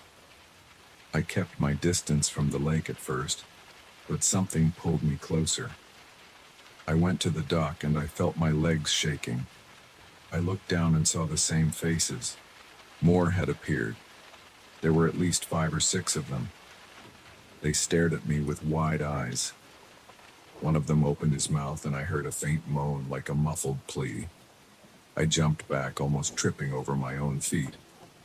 I didn't speak to them. I felt terrified. My heart pounded so hard that I thought I might collapse. I went back to the cabin, paced around, and decided I couldn't handle another night. I gathered my belongings in a rush, shoving things into my bag. My head pounded. My hands shook. I felt anxious and queasy. I stepped out to load everything into my car. I glanced at the lake and I saw those faces still there, drifting, waiting, silently urging me to come closer. I threw my bag into the back seat, started the engine, and got out of there. Even as I drove away, I thought I heard voices. They sounded desperate. My rearview mirror showed the reflection of the cabin shrinking behind me. The water in the distance looked calm, too calm. My chest felt tight, and I kept my foot on the gas. I refused to stop until I was far away from that place. I don't know who those people were. I don't know why I saw them instead of my own reflection. I just know I won't ever go back. And sometimes late at night, I still think I hear them calling my name.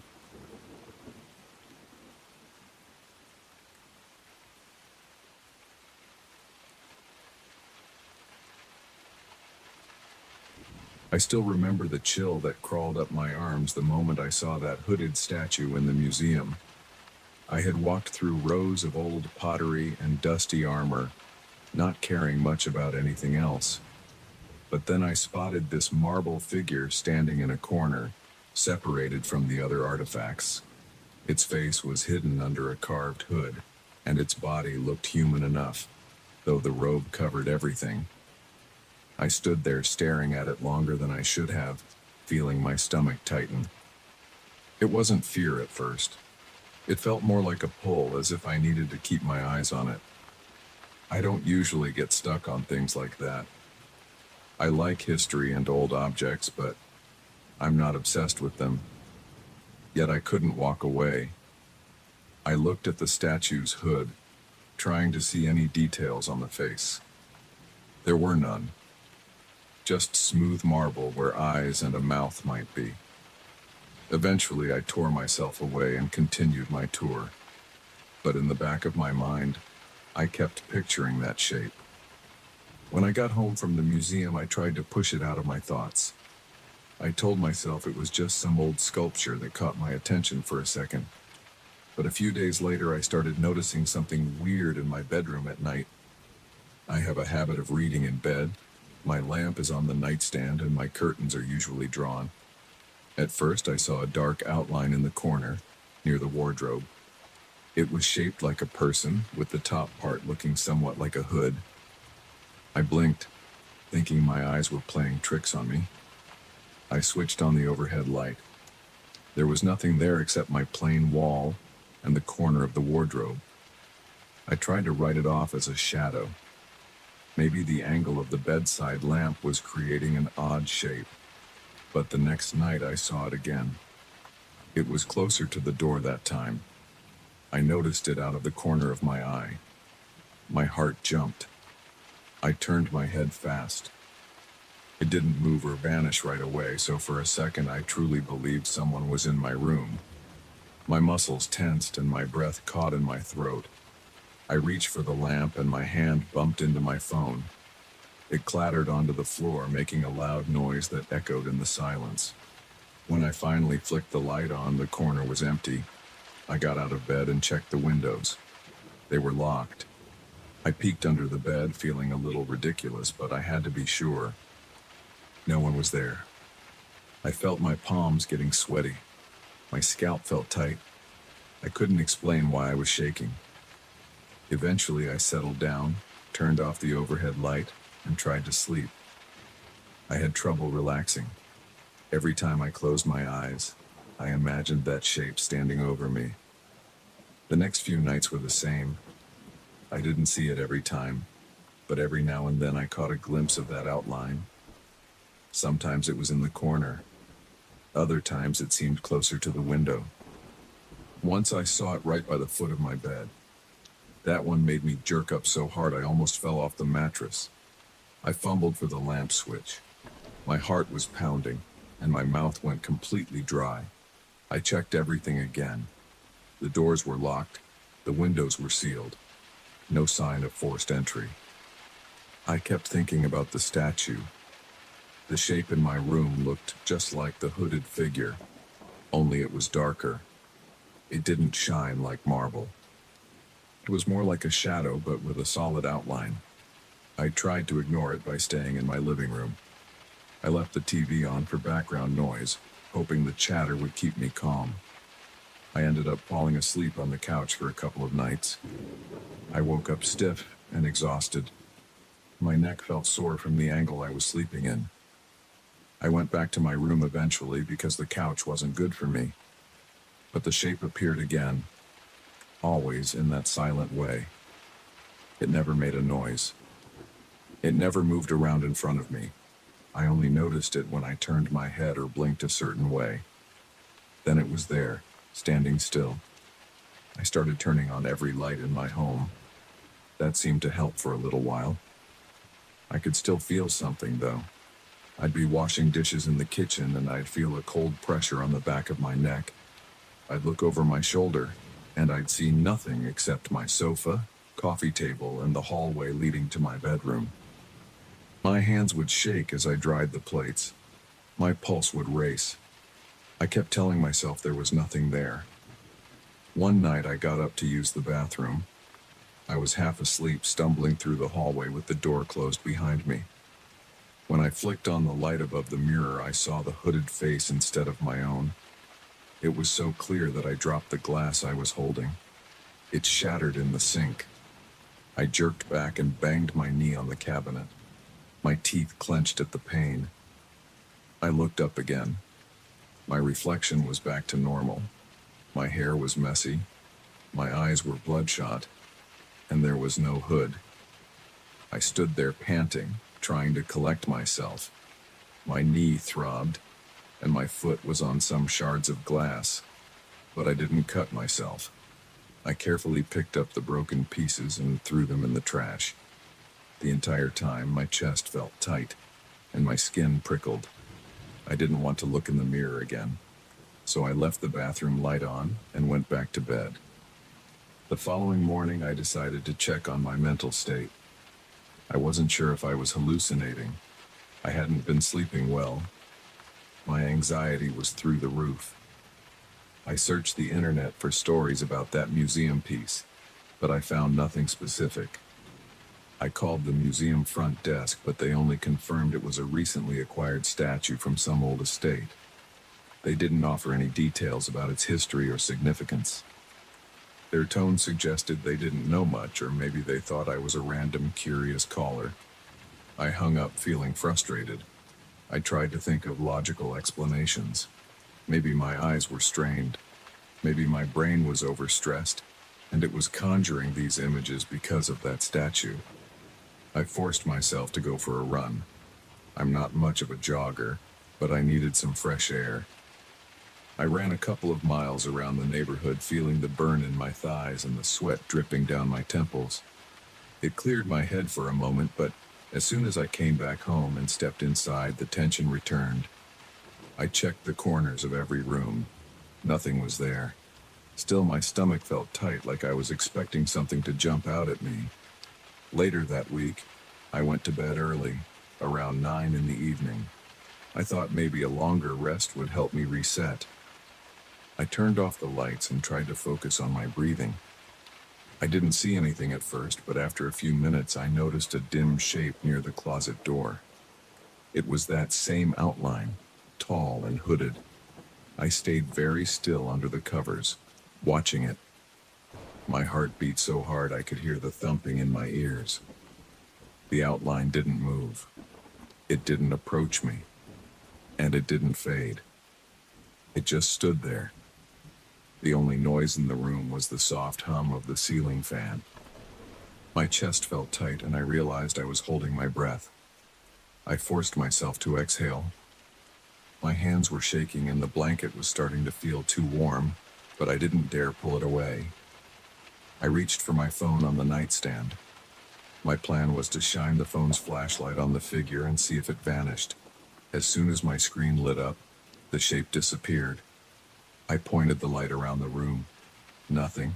Just my dresser, the closet door, and the plain walls. My throat felt scratchy and I swallowed hard. I stayed awake for another hour, scrolling through useless social media feeds, trying to distract myself. A few days later, I walked by the bathroom mirror again. I caught a glimpse of the hooded face in the reflection. It was only for a split second, but my entire body froze. I felt a jolt in my chest. My vision blurred, and I had to grab the edge of the sink to keep my balance. When I looked again, it was just me. The hooded figure was gone. I splashed water on my face, rubbed my eyes, and walked out. I couldn't handle staying in the bathroom with the door closed. I left it open every time I went in after that. I tried inviting a friend over just to have someone else in the apartment. My friend sat on the couch and we watched TV. He didn't see anything odd. We had a few beers, talked about random stuff, and I didn't mention the statue. I wanted to see if he'd notice anything on his own. He didn't. No shape in the corner, no weird reflections. I nodded along as he talked, but my eyes kept drifting to the hallway. I was waiting for that silhouette. It never showed up while he was there. After he left, I locked the door and did my usual routine of checking the windows. Everything was fine, but I couldn't shake the feeling that the figure was around, waiting for me to be alone again. That night, I woke up around 2 in the morning. I wasn't sure why. My throat felt dry, so I reached for the glass of water on my nightstand. In the darkness, I noticed a faint outline near the foot of my bed. My pulse shot up. My chest tightened, and I found myself gripping the sheets so hard my knuckles hurt. The shape was the same as before. The height of a person with a slight bulge at the top where the hood would be. I leaned over and turned on the lamp. It disappeared immediately. But now I was wide awake, staring at the empty space where I had seen it. My heart rate stayed high and my legs felt tense, ready to leap up if something moved. I kept the lamp on for the rest of the night. I dozed off once or twice, but woke up from my own twitches. In the morning, I paced around the apartment, muttering to myself. I felt a constant pressure at the base of my skull. My eyes stung from lack of sleep. I couldn't keep living like this.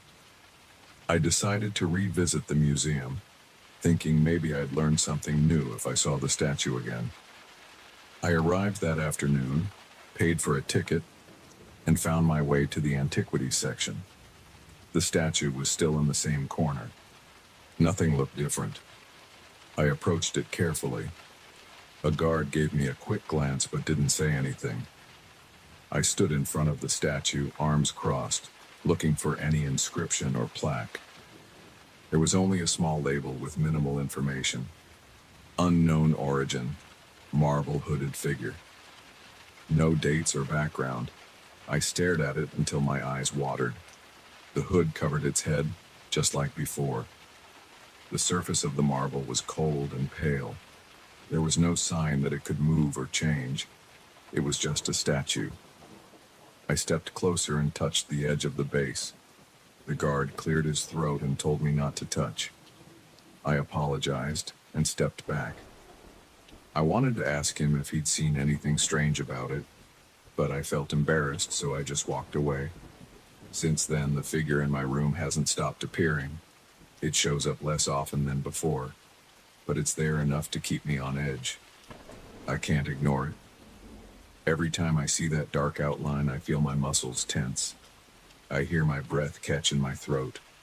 My forehead gets damp. It's always silent, always in a corner or near the furniture. When I turn the lights on, it vanishes. I haven't seen anything else in the mirrors lately, but I avoid looking at them in dim lighting. I brush my teeth with the bright overhead light on. I try to keep my eyes on my own face. I've considered moving, but I'm not convinced that will fix the problem. What if this thing follows me? What if it's something that got attached to me at the museum? I have no proof, no explanation. I haven't told many people. Most of my friends would just suggest therapy or medication. I'm holding it together for now. I go to work, I come home, and I deal with the occasional sight of that shape. Some nights I sleep through without seeing anything. Other nights, I wake up feeling certain that someone is watching me. I don't know if it will ever stop. I've tried ignoring it, I've tried chasing it by leaving the lights on, and I've tried confronting that statue again. None of it changed anything for good. There's no trail of footprints, no broken locks, no physical signs of an intruder. But every few days I'll wake up, look across my room, and notice that still, hooded outline. And each time, I feel the same fear rush through my body, making my skin cold, my heart pound, and my mind race. I keep searching for answers, but all I've got is this shape standing in the dark, and the memory of that marble figure in the museum.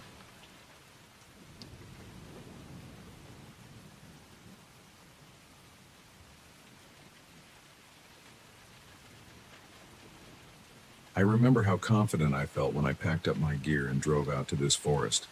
I always thought I was prepared for anything. I've gone camping in a lot of different places, but I've never experienced silence like this. On the first day, I walked a few miles in, set up my tent, and sat outside to eat some trail mix. That's when I realized something was off. There were no birds around, no crickets, no wind passing through the branches, just a stillness that felt heavy on my ears. Every time I moved, even the crunch of my boots on the dirt sounded too loud. My own breathing bothered me. I tried to shrug it off, but my chest felt tight. I spent the afternoon gathering wood for a small fire. The ground was damp in some spots, and I almost slipped a few times. The soil felt loose under my feet, like it hadn't been touched in ages. I checked my map a few times to confirm my location. I wasn't lost, but I didn't see any familiar landmarks either. I only saw dense trunks lined up in every direction. Their bark was dark and the branches were thin and crooked. Even in broad daylight, they looked strange. I didn't see any small animals scurrying around. I didn't even see bugs. Usually, I have to brush away mosquitoes, but I didn't feel a single bite. I tried to relax after setting up my sight. I lit a small fire, but the flames didn't give me comfort. The crackle sounded strange in that kind of silence. I tried to listen for anything that might explain the lack of wildlife, but I only heard my own heartbeat. My pulse felt loud in my ears. Even my swallowing seemed to echo in my head. I tried to distract myself by checking my supplies and organizing my food, but my nerves were rattled. I felt a twist in my gut like I might be sick. I forced myself to eat a protein bar and drink some water. The texture of the bar felt chalky, and I had to swallow hard to keep it down. That evening, the sun went down fast and the darkness was complete. I've camped in remote places before, but I could always see the sky or sense the open space around me. Here, the trees seemed to close in. When I aimed my flashlight around, I saw rows of trunks fading into blackness. The ground between them looked uneven, with shadows I couldn't interpret. I started to sweat, even though it wasn't hot. My forehead felt damp, and I had to wipe my palms on my pants. I tried to stoke the fire, but the flames seemed weak. The wood sizzled, and a thin smoke drifted up. My eyes stung from the smoke, and I coughed. That tiny noise felt overwhelming in the silence. I decided to settle in my tent early. I wanted the sense of enclosure, even if it was flimsy. Inside, I turned off my flashlight to save batteries. I lay there, listening to my own breath. My heart was still racing from the uncomfortable vibe outside. My sleeping bag rustled every time I shifted. The tent's nylon walls felt thin, like they offered no real protection. After a few minutes, I tried to calm down by focusing on simple tasks, like adjusting my pillow and tightening the sleeping bag around me. It didn't help. The silence pressed in. My ears started picking up the faintest sounds. Sometimes I thought I heard a snap of a twig or some leaves rustling.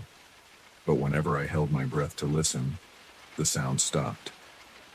Eventually, I fell asleep, but I woke up in the middle of the night. I wasn't sure what time it was, but it felt like it had been a few hours. The darkness was still there, unchanged. My fire was out.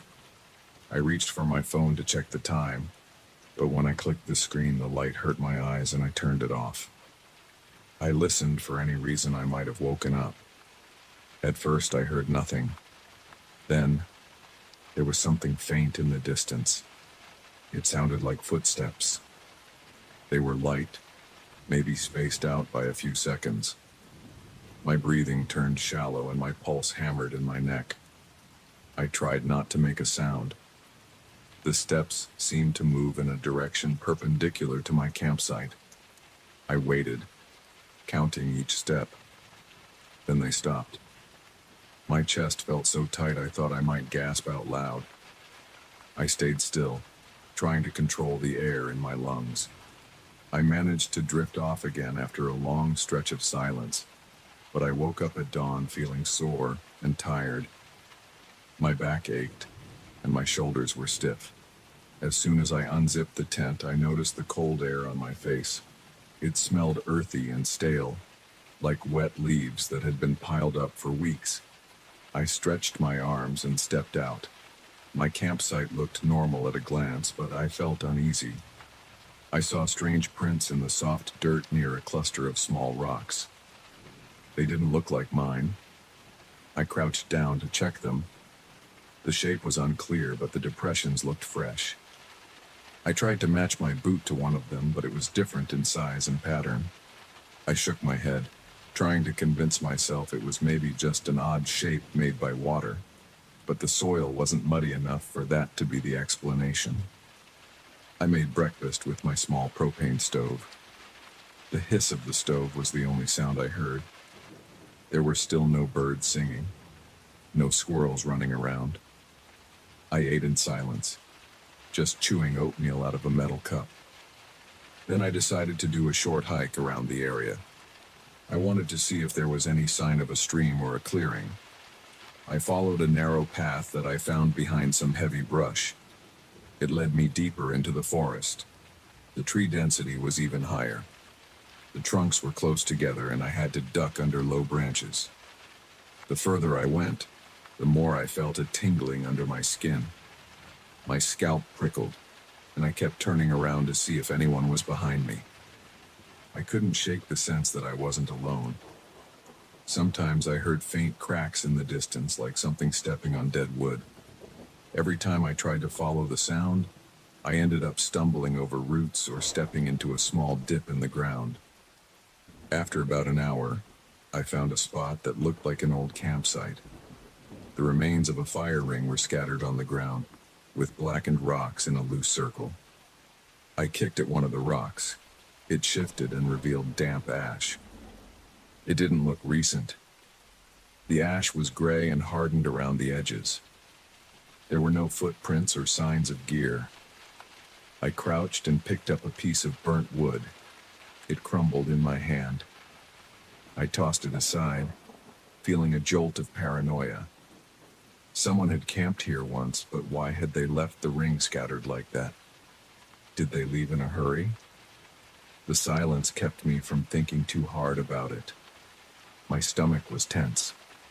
I realized I was sweating again, even though the temperature was mild. I decided to head back to my own campsite. The walk back felt longer. I tripped on a root and nearly fell forward. When I recovered, my heart pounded like I'd just had a close call on a highway. My throat was dry.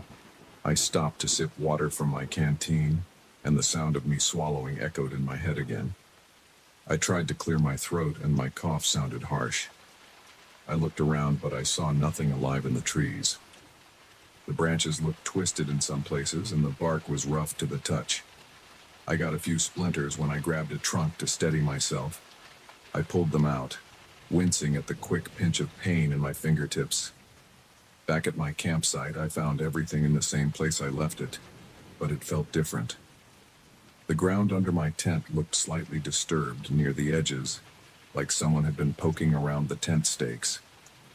I checked them and they were still solid, so maybe I was imagining things. I decided to build a fire again, just to keep my mind occupied. I also wanted the smoke to maybe signal that I was there, in case anyone else was wandering around. While I gathered more wood, I kept hearing those small snaps in the distance. My nerves were on edge. My hands shook when I carried the branches back to the fire pit. By late afternoon, I realized I couldn't stay out here another night without trying to figure out what was going on.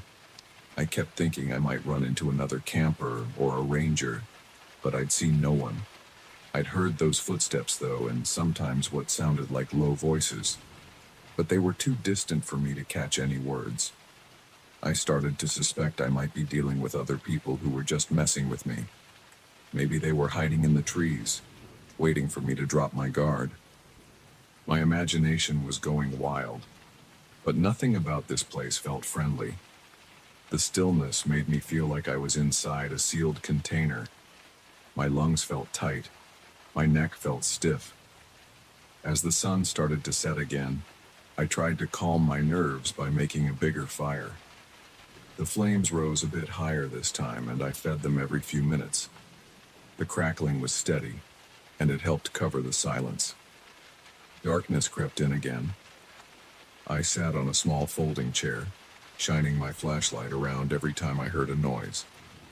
The beam of light caught glimpses of trunks and twisted branches, but there was no clear shape of any person or animal.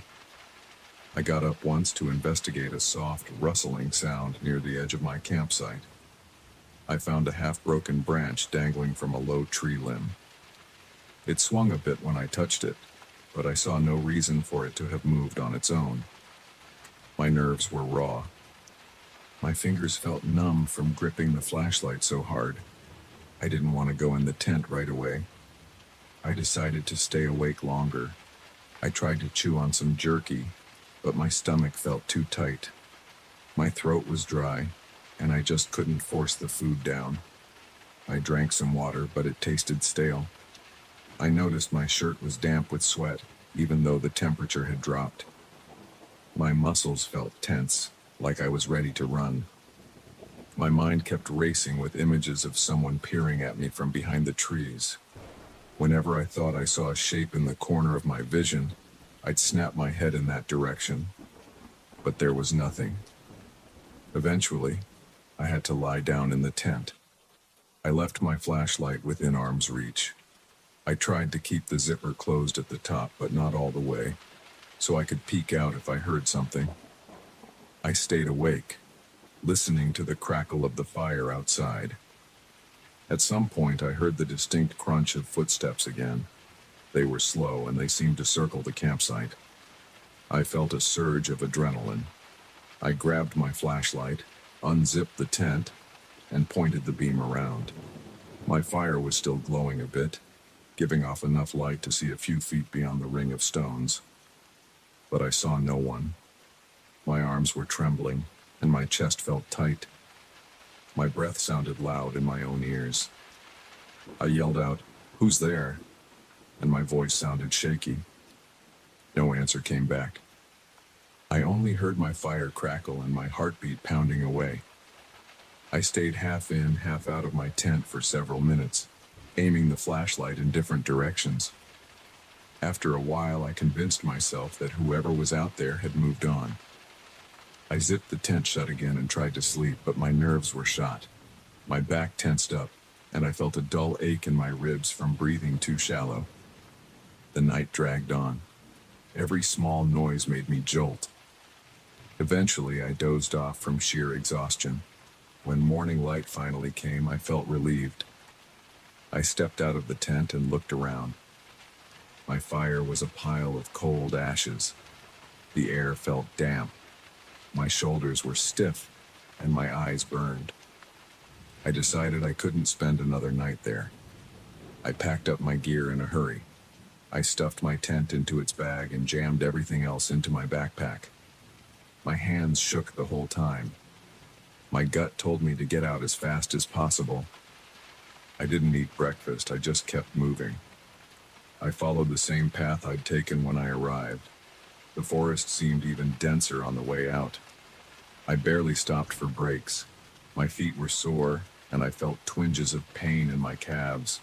I stumbled a few times, but I forced myself to keep going.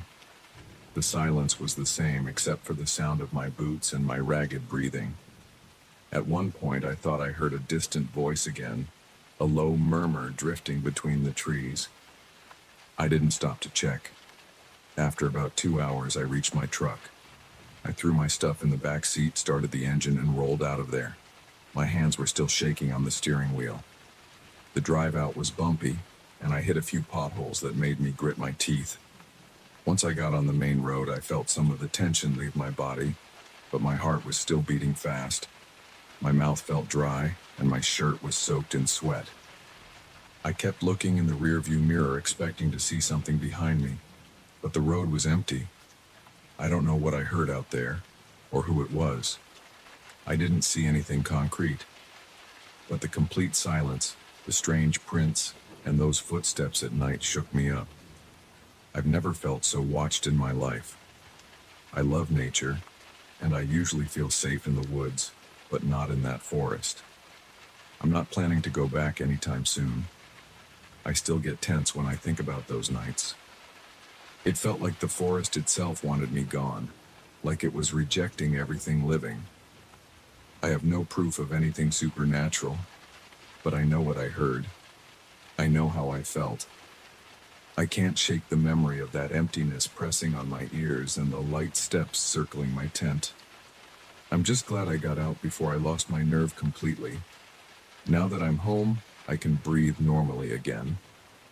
But whenever I close my eyes at night, I still imagine that dense canopy above me blocking out the sky, and that quiet that made my heart beat louder than I ever knew it could.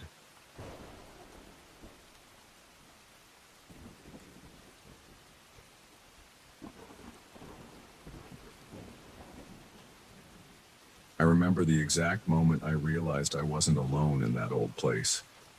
It was my second night there, and I was in the middle of unpacking when I saw that first envelope on the floor by the front door. It had my name on it. I hadn't told anyone my new address yet. I hadn't even updated my mail forwarding. Still, there it was.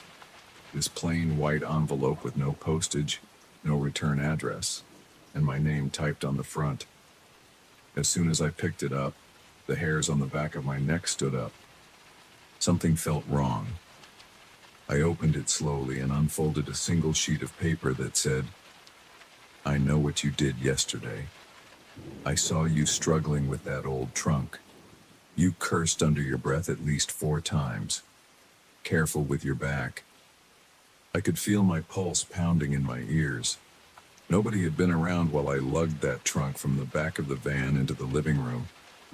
At least I hadn't seen anyone. I stood there for a while, just staring at those words.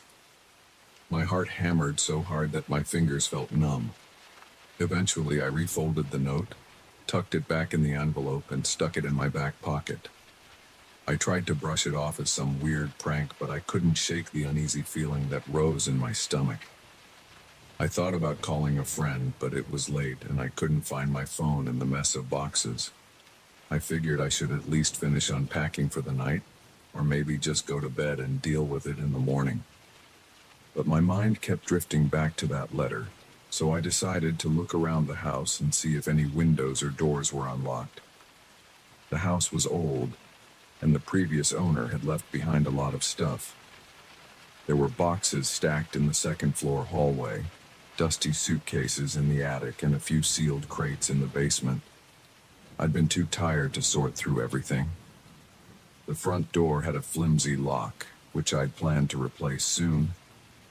I tested the windows and found that most of them were stiff from years of neglect. They didn't open easily, and the ones that did had warped frames. The entire place felt damp. My footsteps on the wood floors echoed in the silence. The walls seemed thin, and I could hear the faint drip of a faucet somewhere upstairs. Every small creak set me on edge. I didn't sleep well that night. When I finally settled down on the old mattress I'd dragged into the only clean bedroom, I stared at the ceiling for a long time. My mind raced with thoughts of who could be watching me. Every time the house made a noise, I sat up, heart racing. By morning, I was groggy and irritated. I almost convinced myself the whole thing was just some strange coincidence. Then I remembered the exact wording of the letter. It mentioned details only someone physically present could have known. I got dressed and headed downstairs, hoping for some fresh air. I found a second letter under the door as soon as I stepped into the living room. This envelope was almost identical. Plain white, no postage, my name typed on the front. My mouth went dry. I knelt down and picked it up. My hand shook a little as I opened it. This time, the letter read, "You look tired. You won't find your coffee in the same place you left it last night. Check the box near the sink." And that sentence made my spine tingle. I'd left a small bag of coffee grounds on the kitchen counter. I was positive about that. I walked into the kitchen and saw that the counter was empty. My boxes of kitchen supplies were piled in a corner. I rummaged around for a minute and found the bag in one of the boxes near the sink. My skin felt cold, like a draft had swept through the house even though no windows were open. I told myself I was going to call the police, but what would I say? That I got 2 letters from a stranger who seemed to know personal details about me? There was no direct threat. There was just this sense that someone was sneaking around my house at night, or maybe watching me through the windows. I still felt jumpy. I brewed coffee, but my hand shook when I tried to pour it. I spilled a bit on the counter, cursed to myself, and wiped it up with an old rag. The day stretched out in front of me, and I felt too uneasy to focus on anything. I paced around, checking the closets in the basement. I found more boxes labeled with the name M. Hughes, which I assumed belonged to the old resident. Inside some of those boxes, I saw dusty clothes, old letters, and random knickknacks. But there was one box that held a stack of envelopes all addressed to me. None had stamps. None had been opened. None looked new. I slid the stack onto a nearby table and sorted through them. Every single one had my name typed on it. Some were dated last year, some had no date. I opened the one on top. It said something about a trip I took to the mountains 6 months ago. It mentioned how I got lost for 2 hours and never told anyone because I was embarrassed. My hands started sweating. I couldn't breathe normally. Whoever wrote this knew something only I knew. I ran my fingers over the words, feeling the slight indentations from the typewriter or printer that produced it. This wasn't some casual guess or bit of gossip. It was a precise account of what happened, and these letters had been inside a box in this house long before I'd arrived. I read through a few more, and each letter described events that happened at some point in my life, things I never shared. One letter talked about the time I chipped a tooth while opening a beer bottle with my teeth. I was in college then, and I never told anyone the truth about how it happened. Another letter referenced that brief stint I had working in a warehouse. I only told my close friend about that job. How did these letters exist here, in a place I'd never been? I felt nauseous. My chest tightened, and I realized I needed air. I ran outside, stood on the porch, and tried to steady my breathing. The morning sun felt too bright. I glanced at the house next door, but it looked empty. The yard was full of overgrown weeds. I heard a distant car passing by, but otherwise the street was quiet. My heart thumped against my rib cage. I wondered if someone was watching me from one of the upstairs windows. The thought made me shiver. I stepped back inside and locked the door behind me. For the rest of that day, I tried to ignore the letters. I moved furniture, tried to organize my possessions, set up my TV, and made a half-hearted attempt to tidy up the living room. I kept glancing at the front door, waiting for another envelope to appear. My head felt cloudy. My eyes drifted to the old boxes that the previous owner left. Part of me wanted to tear through every single one and see what other surprises were hidden. Another part of me wanted to set them all on fire. I resisted both impulses and kept pacing around. By late afternoon, I heard the mailman drop something into the mailbox outside. I went out and checked. There was only a takeout menu. No sign of the letters. I felt equal parts relief and disappointment. When the sun began to set, I decided to fix something simple for dinner. I still had some bread, some cold cuts, and mustard in a cooler. I made a sandwich and ate standing up in the kitchen. The quiet in the house made my ears ring. The smell of old wood and damp cardboard reminded me I wasn't comfortable here yet. My eyes darted to the living room entrance, expecting to see another envelope on the floor. It came after dinner.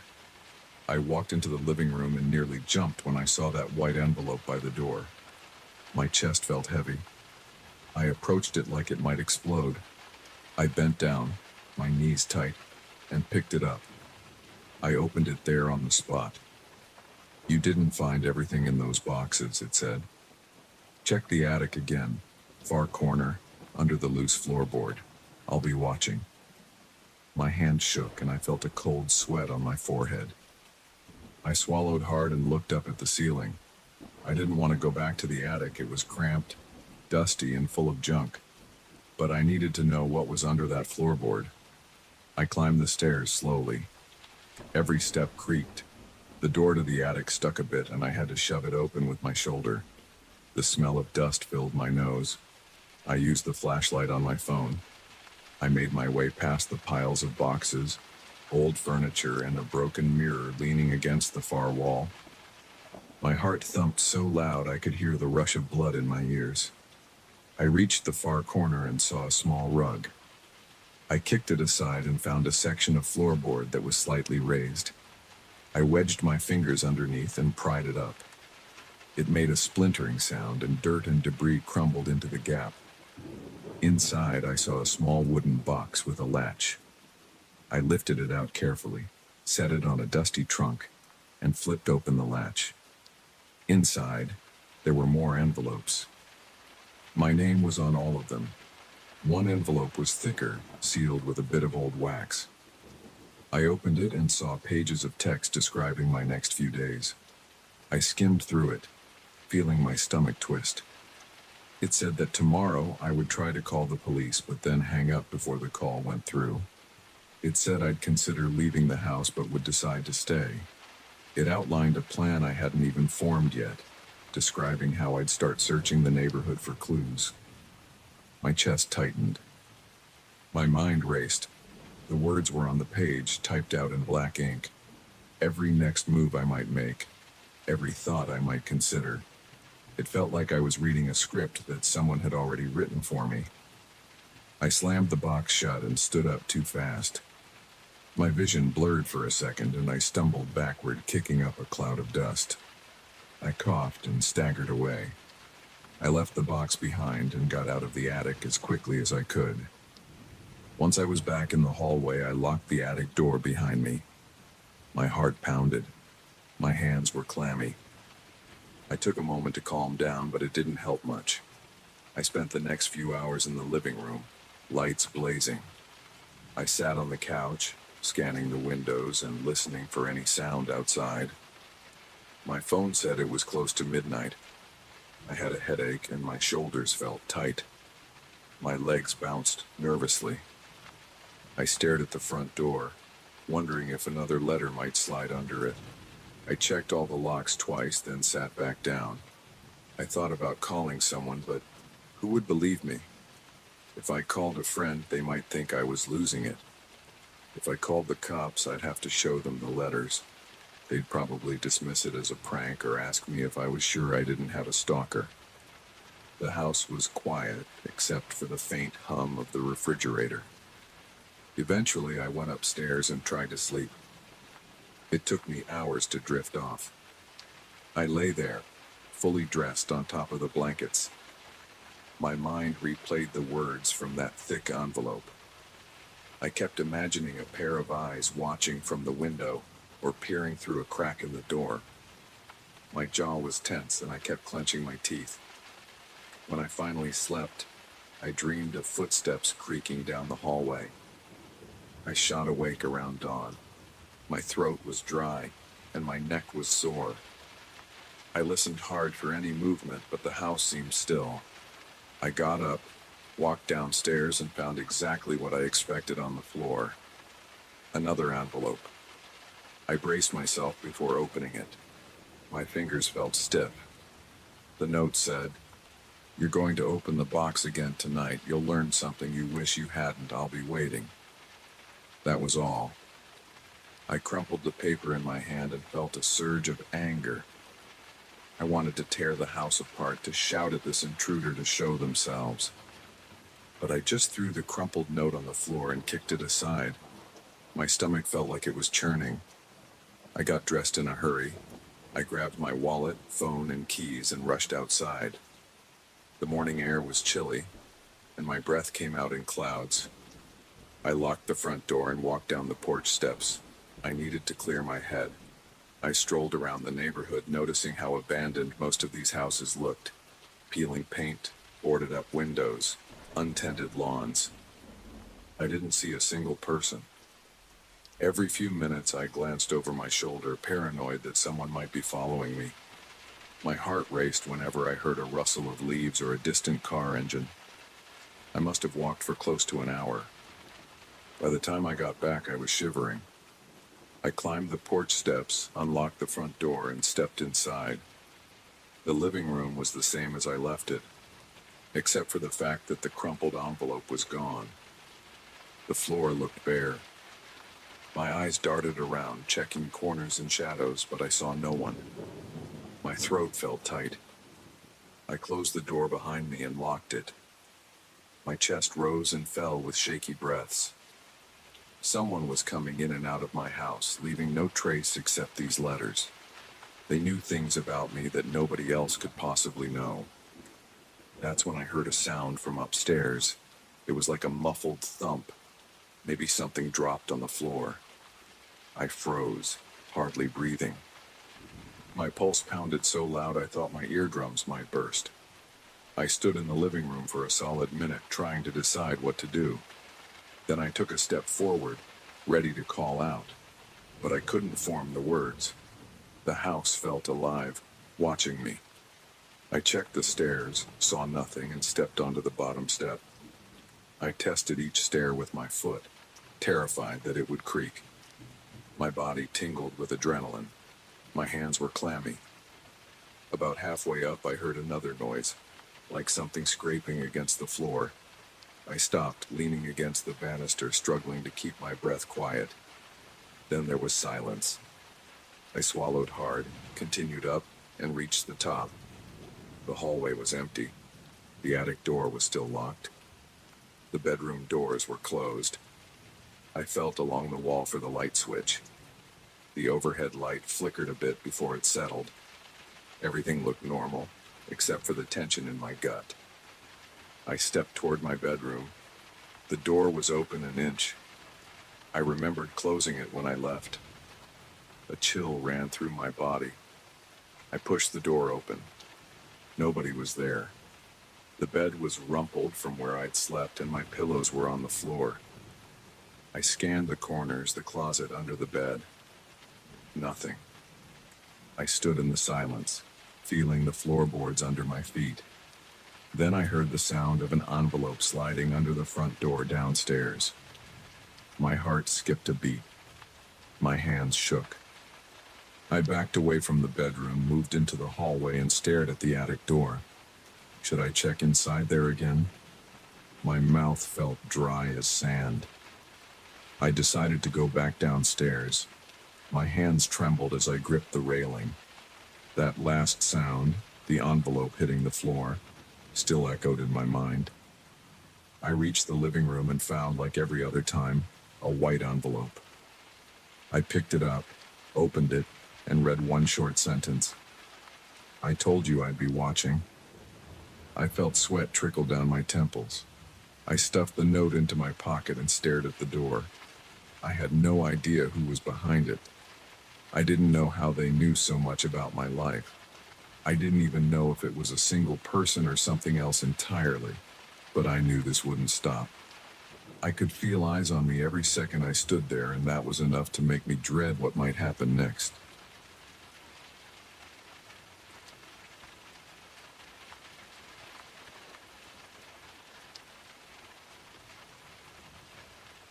I arrived at the house on a cloudy afternoon. The sky looked gray, and the breeze felt thick against my skin. The driveway was cracked, and weeds grew in every gap. I stepped out of my car and stood there for a moment, looking at the old place. I had just inherited this house from a distant relative. Nobody else wanted it. I figured I'd check it out, see if it was worth keeping. I walked up the steps. The front porch sagged under my weight. The railing felt loose when I touched it. The door was heavy, and it stuck for a second before I managed to push it open. Inside, the air smelled stale, like a room closed for too long. Dust floated in the light that came through the windows, and the floor creaked with every step. I felt a chill crawl up my arms, but I tried to ignore it. I spent most of that first day walking around, opening cabinets, checking closets, flipping switches. Some lights worked, some didn't. The wallpaper in the living room peeled in a few spots, revealing old plaster underneath. I listened to the silence. It was strange.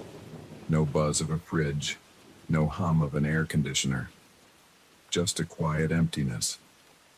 I found a few old photographs on a small table in the hallway, but they were nothing special. They showed blurred faces of people I couldn't recognize.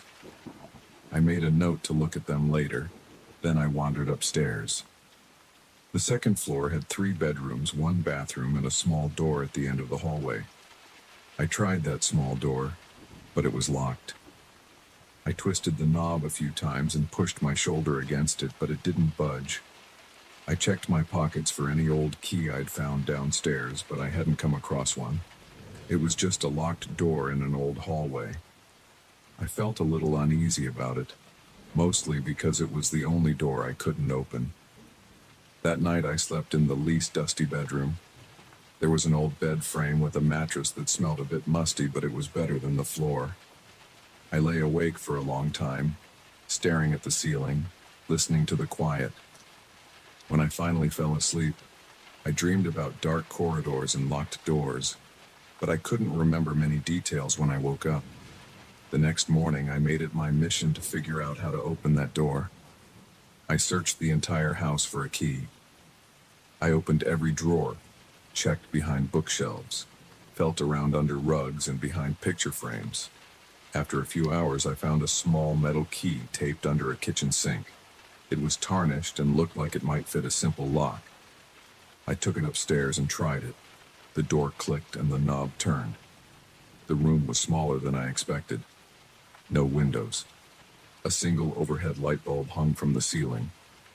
I flipped the switch, and it flickered weakly, casting a dull glow. All I saw at first was a stack of picture frames leaned against the far wall. There must have been at least 20 of them, all different sizes. The frames were ornate, with carved borders that looked expensive.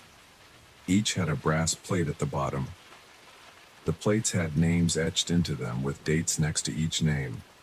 I recognized a few of the last names from the old photographs downstairs, so I figured they belonged to relatives who once lived here. But the strangest thing was that every frame was empty. No paintings, no photos, no sketches, just blank canvases. The surfaces looked clean, like they'd never been painted on at all. I could still smell old varnish and the faint scent of turpentine. It felt eerie seeing all those frames lined up against the wall, each with a name but no face. I picked one up. The brass plate read, Jonathan, 1883. The date meant nothing to me, but I felt curious about it. The canvas was smooth with no sign of age or wear. I propped it against the wall. I took another one. Eliza, 1910. Same situation, blank canvas, ornate frame, a little metal plate. It felt wrong somehow. I set it down again and left the room. I locked the door behind me and kept the key in my pocket. Later that afternoon, I decided to hang one of those frames in the hallway. I picked a random one, not too big. The plate had my own last name, but a first name I didn't recognize. It felt like it belonged to the house, so I wanted to see if it would look nice on a wall. I hung it on a nail by the staircase, adjusted it, and stepped back.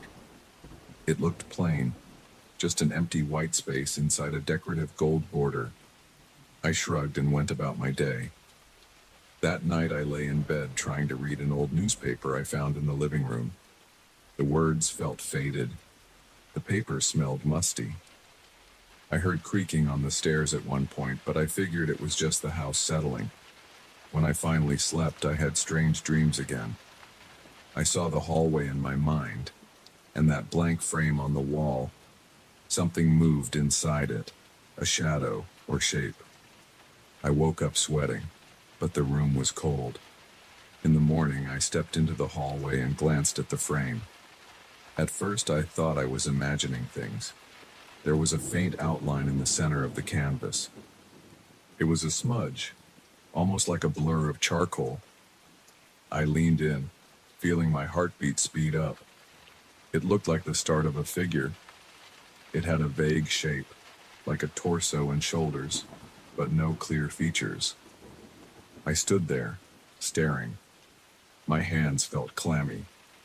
I tried wiping the frame's surface, thinking maybe dust had settled in a pattern, but my fingertips came away clean.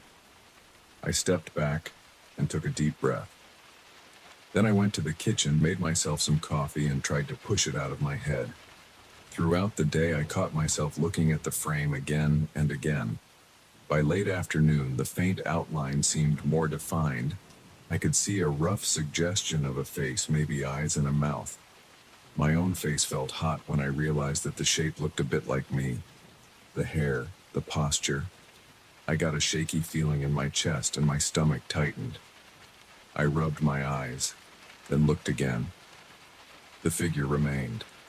It didn't move in front of me, but every time I turned my gaze away and looked back, it seemed a bit clearer. That evening, I decided to check the locked room again. I still had the key. Inside, those frames stood exactly as before, all blank. I felt jumpy, so I carried one of them downstairs to examine it. I placed it on the dining table and stared at it under the overhead light. It showed nothing, but the brass plate said, Henry, 1932. I felt no connection to the name, but I couldn't shake the feeling that something about these frames was alive. I hung this second frame on the opposite wall of the hallway. I wanted to see if the same thing would happen. The next morning, I woke up early and checked it. Sure enough, there was a faint shadow. It looked different, maybe taller or thinner, and it stood in a different spot on the canvas. My pulse kicked up again. It was like having two strange, incomplete mirrors in my house. Over the next few days, I noticed more changes. The first frame showed a clearer image of me. I recognized my jawline, my eyebrows, even the way my hair sat. It wasn't fully colored in, but I could see my own likeness in that shape. I tried to tell myself it was some odd coincidence. Maybe my brain was seeing patterns where none existed. But every time I walked by, I felt my heart pound. Sometimes I swore the figure shifted a bit, but I could never catch it moving when I looked directly at it. The second frame started showing something else. It looked like a person with long arms and a narrower face. I didn't recognize it as me.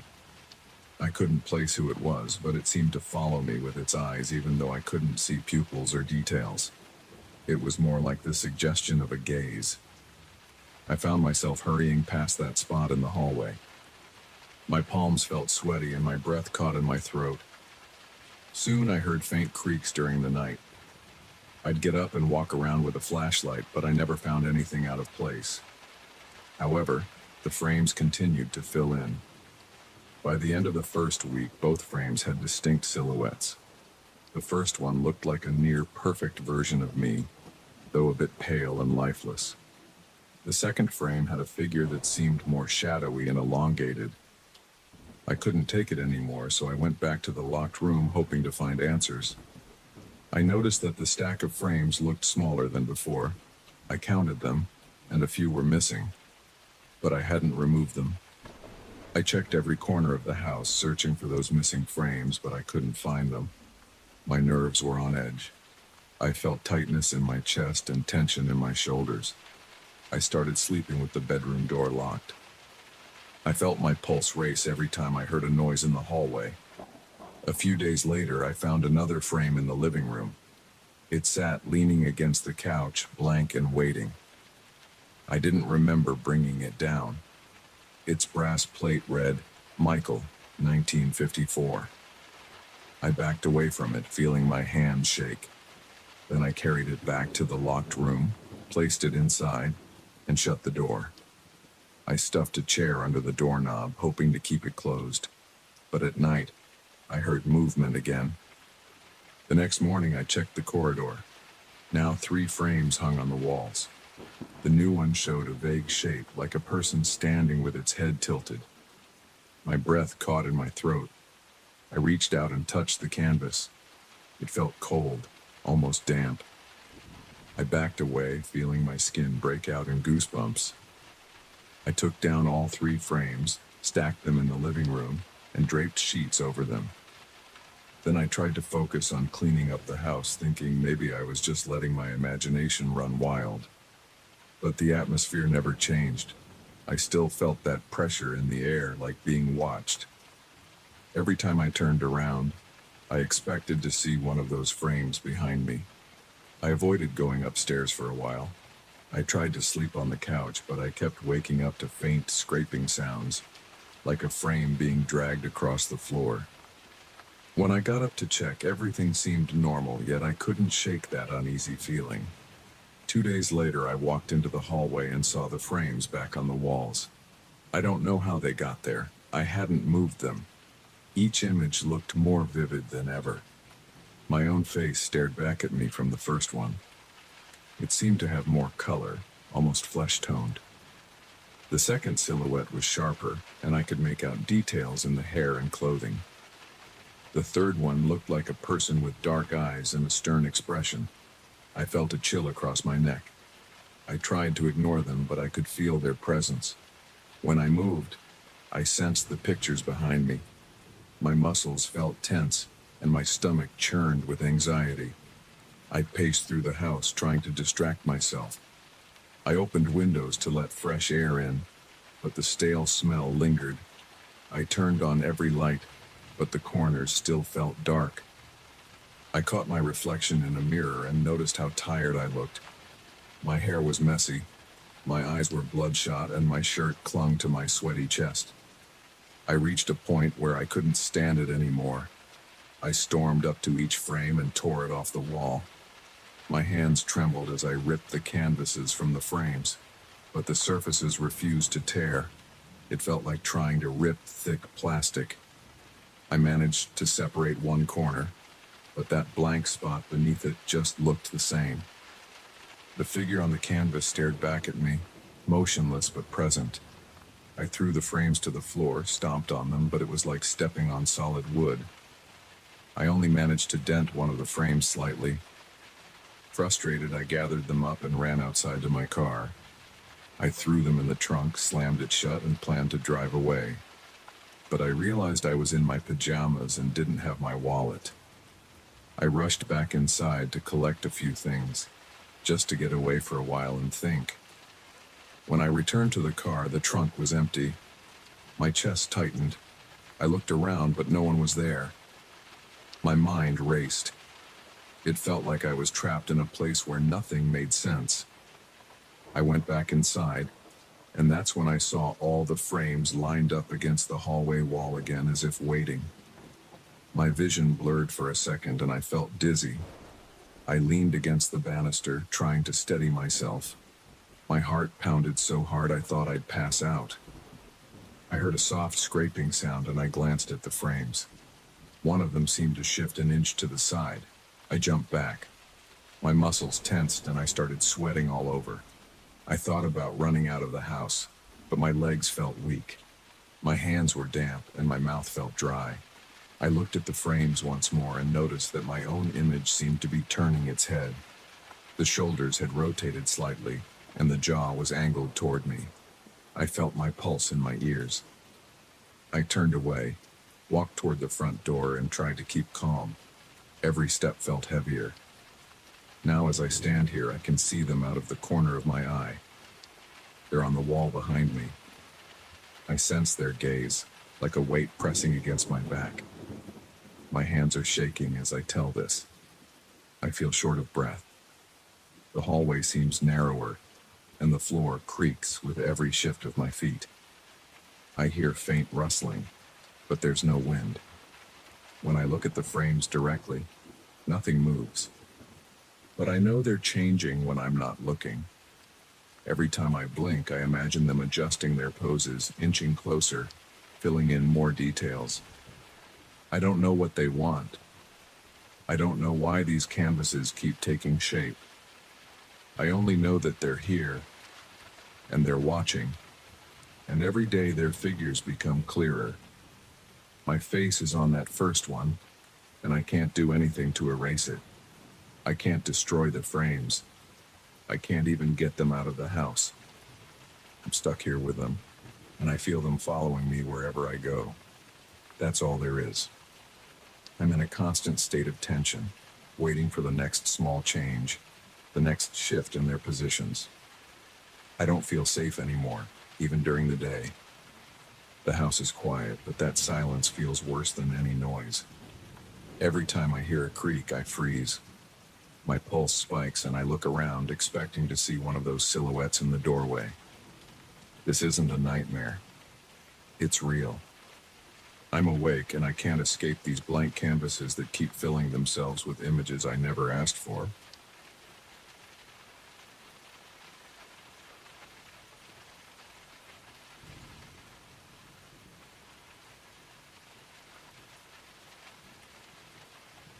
I wasn't planning on seeing anything strange when I left my cabin that morning.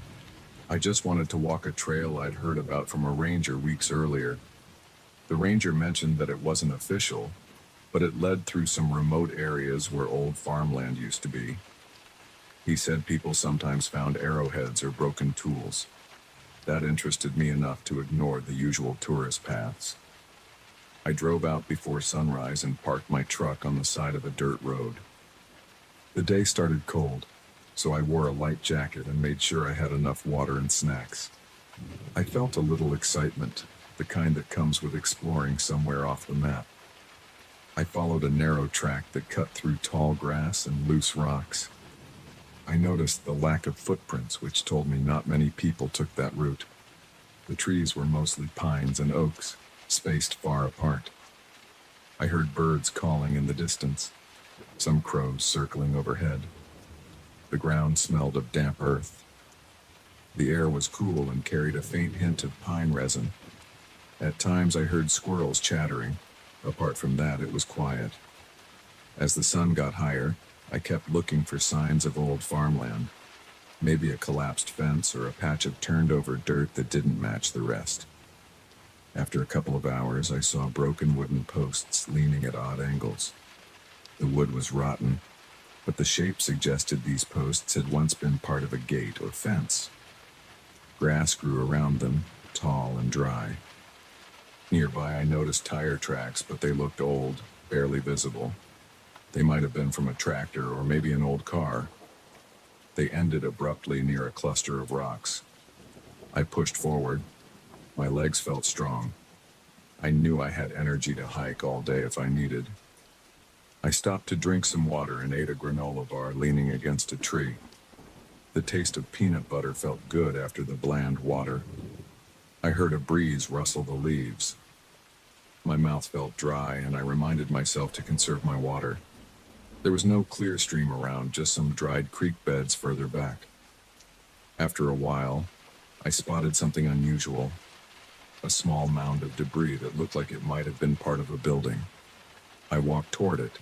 The ground was uneven, with holes where some animals had dug. I saw bits of rusted metal, a few shattered glass pieces, and rotted beams collapsed into a heap. It took me a moment, but I realized this might have been a barn or storage shed. The beams were thick, and the broken metal could have been pieces of farm equipment. I stepped around carefully, not wanting to cut myself or break an ankle in a hidden ditch. The place was silent except for the occasional breeze. Then I noticed something farther ahead, a larger structure with a partially collapsed roof. I couldn't see it fully from where I stood. I walked on, minding my footing. The building came into view. It looked like a farmhouse, old and ruined. Part of the roof was caved in. Most of the windows had no glass. The door was hanging off its hinges, leaning inward. The walls had peeled paint and large cracks. I walked around it, looking for anything recognizable. The front porch was sagging. A torn screen door lay flat on the warped boards. The place felt forgotten, like nobody had touched it in decades. I wondered who had owned it, why they left, and how long it had been sitting here. I didn't see any clear path for vehicles, just that faint fence line from earlier and the scattered debris. I stepped onto the porch, testing each board before shifting my weight. The wood creaked under me. My heart sped up a little because I wasn't sure if the porch would hold me. Inside, the air smelled stale and dusty. The floor was covered in debris, fallen plaster, broken furniture, and dead leaves. A shattered table leaned against a wall with stains that looked like mold. I saw a few holes in the walls, possibly from animals. A ripped curtain hung from a bent rod near a window that faced the fields. No light fixtures worked. The only illumination was the daylight seeping through holes in the roof and cracks in the walls. I took a few steps inside and felt my pulse quicken. Something about standing in that ruined house gave me a jolt of adrenaline. It wasn't fear exactly, more like unease. My ears picked up every small sound. My boots scraping against the grit, the rustle of my jacket, the slight whistle of the wind. I wanted to see if there was any sign of old photos, letters, or something that might give me a clue about the people who once lived here. But everything looked stripped and damaged. If there had been anything personal, it was long gone. I walked into what I assumed was the living room. A moldy sofa sat there, cushions torn open, stuffing spilling out. The floor felt unstable near the center of the room, so I stuck close to the walls. I glanced up and saw the rafters. Some were broken, letting beams of light shine in from the roof. Dust motes floated in the air. I coughed once, the dust feeling rough in my throat. After a few minutes of exploring, I heard a faint noise outside. It sounded like footsteps on dry grass. My neck tensed. I turned and looked out a window. At first, I didn't see anything. Then I spotted movement on the hill beyond the property. It looked like a person, maybe more than one, but they were too far away to see clearly. I felt a spike of concern, wondering if they were hikers, locals, or something else. I left the house through the front door, stepping carefully off the porch. I walked around the side of the building, hoping to get a better view of whoever I saw. When I reached the corner, I looked back toward the hills. I saw two figures standing still. They were wearing dark jackets or coats. I couldn't make out faces. They stood there, not moving, watching me. I felt the hair on the back of my neck rise. Something about their stillness got under my skin. My heart thumped harder. I lifted my hand in a small wave, trying to appear friendly. They didn't wave back. I considered calling out to them, but my throat felt tight. I waited, feeling uncertain. I decided to walk in their direction, at least to show I wasn't scared. But the moment I started moving, they turned and walked behind the ridge. It only took a few seconds for them to disappear. I felt my mouth go dry. I thought maybe they didn't want contact. Maybe they were shy or worried I might be trouble. Or maybe they were just curious. Still, it felt weird. I hadn't seen another soul all morning. This was a remote area. I considered leaving, but something inside me wanted to check that ridge. I wanted to see if they were just curious locals. I also worried they might be squatters protecting territory. My stomach knotted up at that thought. I didn't want any conflict, but my curiosity was stronger than my caution. I decided to head up the hill. I tucked my jacket closer, adjusted my backpack, and walked through the tall grass. The ground sloped, and I had to pick my steps carefully. Small rocks slid under my boots. The wind felt stronger up here. It whipped through the grass, making a shushing sound. My heartbeat pounded in my ears. My mind kept replaying the image of those figures standing so still, just watching. When I reached the top of the ridge, I found no one. I looked around, expecting to see them heading off in the distance, but there was nothing but rolling hills and patches of trees. I tried to spot footprints. The grass was tall, so it was hard to see anything. I paused, turning in all directions. Nobody was there. My arms tingled with nervous energy. That feeling of being watched crept up on me. I scanned the area one more time. Still nothing. I decided to head back to the farmhouse. I didn't want to wander too far without knowing who these people were or what their intentions might be. As I walked back down, I kept checking over my shoulder. The farmhouse came into view, looking even more rundown from this vantage. I noticed the collapsed roof section more clearly. The sun was higher now. The temperature had warmed up, but I still felt a chill under my skin. Back at the farmhouse, I circled around to the backyard. There were remnants of a small vegetable garden, rows of dried-out soil, and a few broken stakes in the ground. A rusted watering can lay on its side. Behind that, I noticed another building, smaller, possibly a tool shed. It was missing a door, and the walls were partially caved in. Inside, I saw a few rusted tools, a broken ladder, and a spider web of cracks in the wooden walls. The sky was clear, bright blue. I heard a faint buzzing of insects. Otherwise, it felt too still. My senses were on high alert. My skin felt prickly. My stomach twisted, and I kept swallowing the dryness in my mouth. I decided I wanted to check the farmhouse a bit more, maybe go upstairs if it was possible. If I found nothing else of interest, I'd head back to my truck. I re-entered the house through the side door, which was missing most of its lower panel. The hinges screeched as I nudged it. The interior hallway was dark. I used the light from the open door behind me to guide my steps.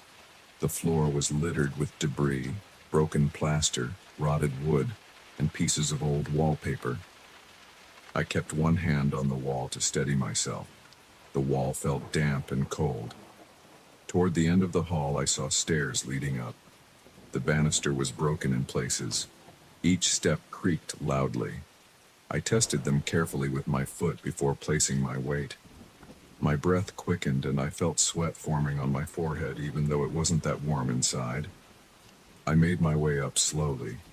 The second floor was smaller than I expected, maybe just 2 bedrooms and a tiny bathroom. The hallway upstairs had a small window with cracked glass. Light came in at a sharp angle. The first door on my left led to a bedroom with a collapsed ceiling. Part of the roof had caved in, letting in a lot of light and some scattered debris. I saw a rusted bed frame with no mattress. The floor around it was covered in old leaves, twigs, and bits of broken shingles. There was a stale odor of mold and damp wood. As I stepped in, I looked around for anything interesting, maybe an old trunk or a closet. I found a closet door hanging crooked on its hinges. It was empty inside, just more debris. The second bedroom was in better shape, though still trashed. The walls had large cracks and the floor was covered in dust. A broken dresser stood against one wall, its drawers missing. The window here overlooked the backyard. I went over to the window to see if I could spot anything. I was curious about those figures. The backyard looked the same. Quiet. Nothing unusual. I decided to check the bathroom. The door was jammed, but I managed to push it open. The fixtures were rusted. The tub was stained and chipped. There was no running water, of course. The smell of mildew was strong. I stepped back out, feeling a growing sense of unease. I realized I was alone in this broken house with no idea if those strangers would return. I heard a noise outside again, that same faint crunch of grass. My body tensed. I rushed to the window in the second bedroom and looked toward the hills. I caught a quick glimpse of movement, a figure darting behind a large boulder. My heart pounded. It felt like a jolt of electricity through my chest. My palms were sweaty. I wiped them on my pants, trying to calm my breathing. I weighed my options. I could leave right away, put distance between me and whatever was out there. Or I could try to confront whoever it was. I didn't like the idea of them following me if I left. I decided to step outside and call out. Sometimes direct communication is the best approach. I wasn't armed, but I had a decent pocket knife in my backpack. I didn't want to escalate anything, though. I carefully made my way downstairs, stepping over the creaky spots. I returned to the front yard. My legs felt stiff. The sun was bright, and I had to squint. I took a deep breath to steady my nerves. Then I yelled out, "Hello? Anybody out there?" My voice sounded strange in the open air. I waited, listening. Nothing, not a single reply. The only sound was the faint breeze. I walked around to the back of the house, scanning the hills. I saw no one. I moved to the side yard where some debris was piled. I checked behind a tall bush, but there was nothing except an old rusted bucket. Every step I took made me more alert. My heart felt like it was beating in my throat. The tension was building in my shoulders. The silence pressed on me. I kept glancing around, expecting to see someone pop up. After 5 or 10 minutes of searching, I gave up. Whoever it was, they didn't want to talk. I felt the weight of the situation. I didn't know these hills well, and I didn't know if these people were hostile. The smart move seemed to be leaving. I gathered my courage, walked back to the front of the house, and headed toward the spot where I initially entered the property. As I crossed the field, I felt like I was being watched. I glanced over my shoulder every few seconds. My breathing was shallow and my mouth felt dry. The grass rustled around me and I listened for any sign of footsteps. Nothing. Just my own movement. My nerves were on edge and my muscles felt tense. But no one appeared. That gave me a bit of relief, though I still had that tight feeling in my gut. When I got near the gate posts, I paused for one last look at the farmhouse. That's when I saw a lone figure standing on the porch. My heart jumped. The figure looked tall, dressed in dark clothing. They stood facing me. The distance was too great for me to see their face or any details. I froze. My hands twitched at my sides. I couldn't decide if I should call out or run. I took one step forward and the figure moved inside, disappearing into the shadows of the house. I felt a burst of cold sweat on my brow. I didn't know how many people were in there now. I decided I wasn't going back. I took a few more steps toward the posts, then forced myself to turn away. I hurried off, retracing my path along the narrow trail I came in on. As I walked, I kept checking behind me. I expected to see someone following, but there was only the open grass. My pace got faster, and my breathing stayed shallow. I forced myself to slow down whenever I stumbled on loose stones. I didn't want to twist an ankle in my rush. My body felt wired, like every nerve was on alert. My hands felt clammy. The crunch of my boots on gravel sounded too loud. Eventually, I reached the area where my truck was parked. The sight of it gave me a flood of relief. I looked around carefully, making sure no one was lurking in the bushes or behind the trees. I still saw nothing. The day was quiet again, almost too peaceful for what I had just experienced. I got into my truck, locked the doors, and took a moment to calm myself. My thoughts raced, replaying the images, the two figures on the hill, the person on the porch, the sense of being followed. My chest felt tight. I started the engine, my hands trembling slightly on the steering wheel. The truck rumbled to life, and I pulled onto the dirt road, heading away from that place. I glanced in the rearview mirror several times, half expecting to see a dark shape behind me. All I saw was dust and the empty road. I drove for a while in silence, trying to let go of the tension in my shoulders. I passed the spot where the official hiking trails began, where I had once considered taking a different route. Part of me wished I had stuck to the well-traveled paths, yet another part of me felt drawn to find out more, though I wasn't about to turn back. Once I was far enough away, I pulled over to the side of the road, took a long drink of water, and tried to compose myself. My hands were still unsteady. My forehead felt damp. The air smelled of dust and dry grass, but I was away from that remote farmland.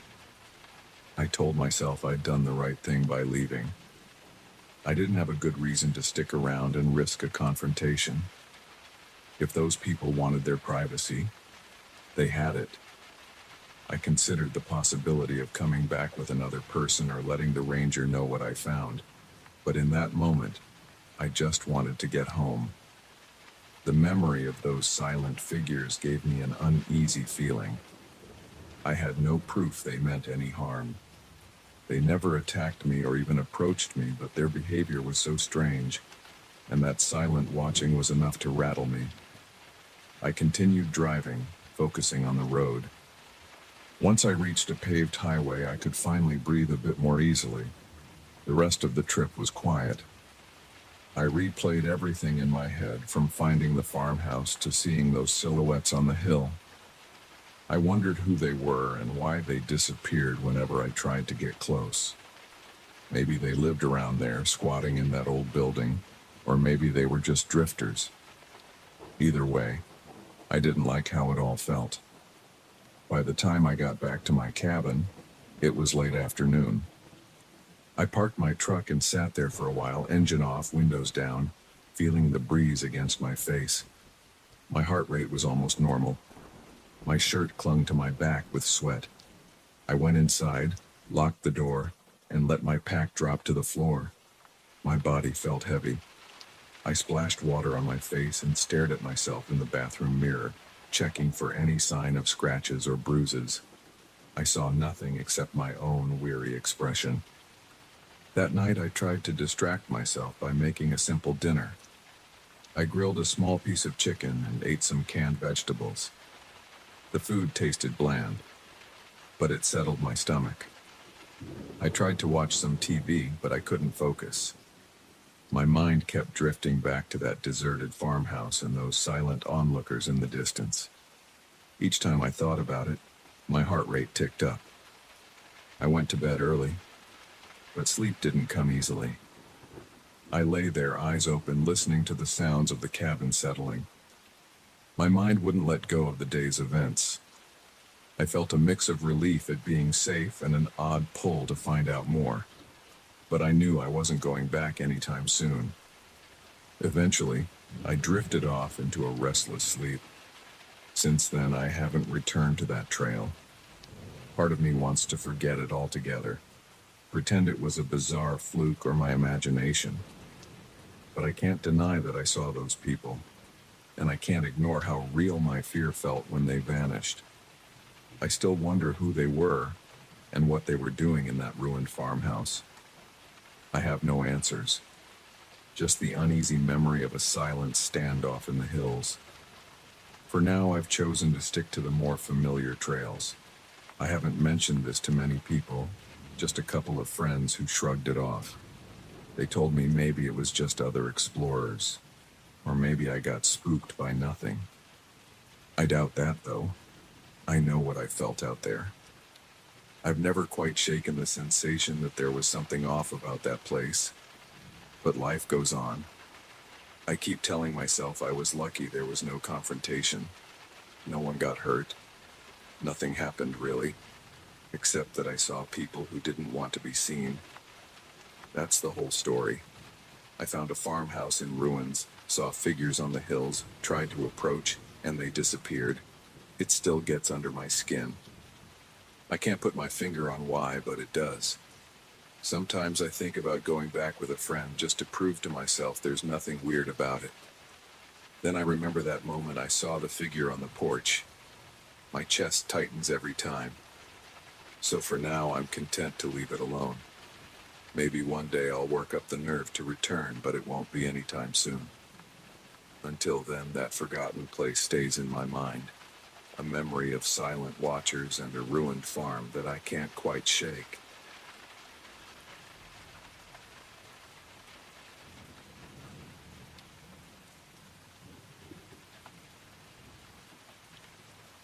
I noticed something strange the moment I set foot inside that cabin. The door squeaked in a way that felt off, like it hadn't been opened in weeks. The air inside was stale and slightly musty, and there was a faint odor that I couldn't pin down. At first I thought it might just be mold or dust. I dropped my duffel bag on the floor, tried the lights, and saw them flicker for a second before they settled into a weak glow. I had rented this cabin for a few days in a national park.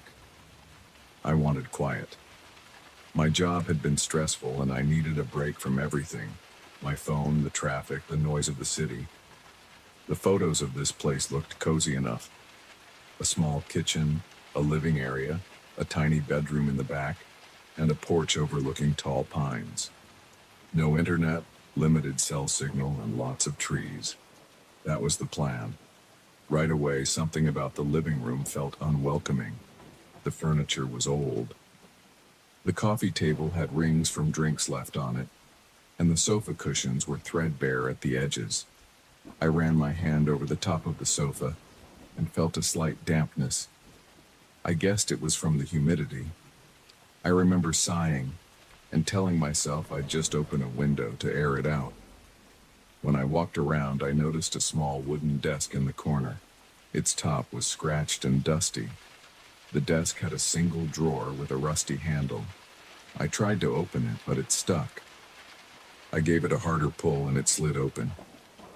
That's when I saw the diary. It was an old spiral notebook, the kind you might buy in a convenience store. The cover was half torn, with a few scribbles on it. I couldn't make out the name. It looked like part of a name that had been scratched out. The edges were smudged with some kind of dirt. I was curious, but I didn't want to stand there and read it right away. I set it aside, brushed off the desk, and decided I'd deal with it later. I wanted to unpack and settle in first. The bedroom was smaller than I expected. The bed squeaked when I pressed down on the mattress. The sheets looked clean, though, which was good enough for me. There was a wooden dresser under the single window. Outside that window, I could see tall pines swaying a bit in the breeze. The sky was cloudy, and it looked like it might rain soon. I remember feeling a chill in the air, so I put on a thin jacket before I walked back to the desk. I sat down in the old chair and took a closer look at the diary. The first page had a date from a few months back. The handwriting was sloppy, but I could read most of it. It said something like, "I can't sleep again. I keep hearing something outside. I thought it was raccoons, but it sounds bigger. Last night I heard footsteps on the porch." That was all for the first entry. I flipped a few pages. The next entries were short, describing nights of hearing sounds in the woods. Branches snapping, leaves rustling, things like that. Then it got weirder. One entry mentioned scratching noises on the outside walls. Another entry described seeing movement in the trees around dusk. There were fewer details than I would have liked, but it sounded like the writer was scared. I felt uneasy reading this. I chalked it up to an overactive imagination, or maybe someone who was freaked out by wildlife. But the more I read, the more I got this knot in my stomach. The writer said they woke up one night and saw a shadow pass by the bedroom window. They claimed it moved like a person, but it didn't have any distinct shape. I remember looking over my shoulder after reading that. The cabin felt quiet. My ears rang a bit from the silence. I knew it was just me psyching myself out, so I shut the diary and decided I'd make something to eat. There was a small kitchen area with a mini fridge and an old microwave. The fridge made a buzzing sound, which was strangely comforting because it reminded me of normal life. I heated a cup of instant noodles and sat at the small table in the kitchen. There was only one chair, which felt lonely. As I ate, the wind outside picked up and I could hear the branches tapping against the roof. At first it sounded like a gentle patter, but then it got louder, almost like someone was drumming their fingertips on the ceiling. It made me look up, but I saw nothing. Just a plain ceiling with a single exposed bulb. After dinner, I cleaned up and returned to the living room. The only source of entertainment was a small TV that looked like it was from the early 90s. I tried turning it on, but nothing happened. No signal, no static. It was just a blank screen. So I had no choice but to either read a book I brought or flip through the diary. I decided to keep reading. The diary entries became more frantic. The writer talked about hearing whispers outside. They claimed they saw a figure near the tree line wearing dark clothing, moving slowly through the woods. One entry said, "I know I'm not alone here. I see it every night. Sometimes it stands near the window and looks at me." That made my skin crawl. I felt my heart pound a bit harder, and I kept glancing at the front windows. By the time I finished half the diary, it was getting late. I was tired, and I didn't want to freak myself out more. I went to the bedroom, changed into more comfortable clothes, and got under the covers. The bed still squeaked with every movement, which was annoying. I turned off the small lamp and tried to sleep. I couldn't. I heard the branches scraping the cabin outside. The wind was howling a bit. My mind raced with thoughts of the diary entries. I reminded myself that it was just a story in a notebook left behind by some nervous person. But I couldn't shake the feeling that something was off. The darkness in that bedroom felt thick, and every time I moved, the bed springs squealed. I eventually drifted off, but I woke up a few hours later. I lay there, eyes open, heart thudding. I listened. It was quiet for a few seconds, then I heard a faint creak on the wooden porch outside. It sounded exactly like someone stepping on an old board. I froze. I could feel my pulse in my temples. The wind had died down, so it wasn't the breeze. I waited, barely breathing, listening for more footsteps. Nothing. I sat up slowly, turned on the lamp, and looked around the small room. The window showed only blackness outside. I didn't see anything. My heart was beating so fast it made my chest feel tight. I decided not to check the porch. I told myself it was probably just the cabin settling, but part of me knew it sounded like footsteps. I tried to sleep again, and after a while my mind calmed down. The next morning the sun came through the window and everything seemed more normal. I felt a bit silly for getting scared. I made some coffee in the tiny kitchen, then stood on the porch to sip it. The trees looked the same as any other morning in a forest.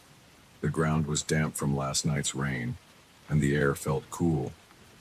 I breathed it in and tried to relax.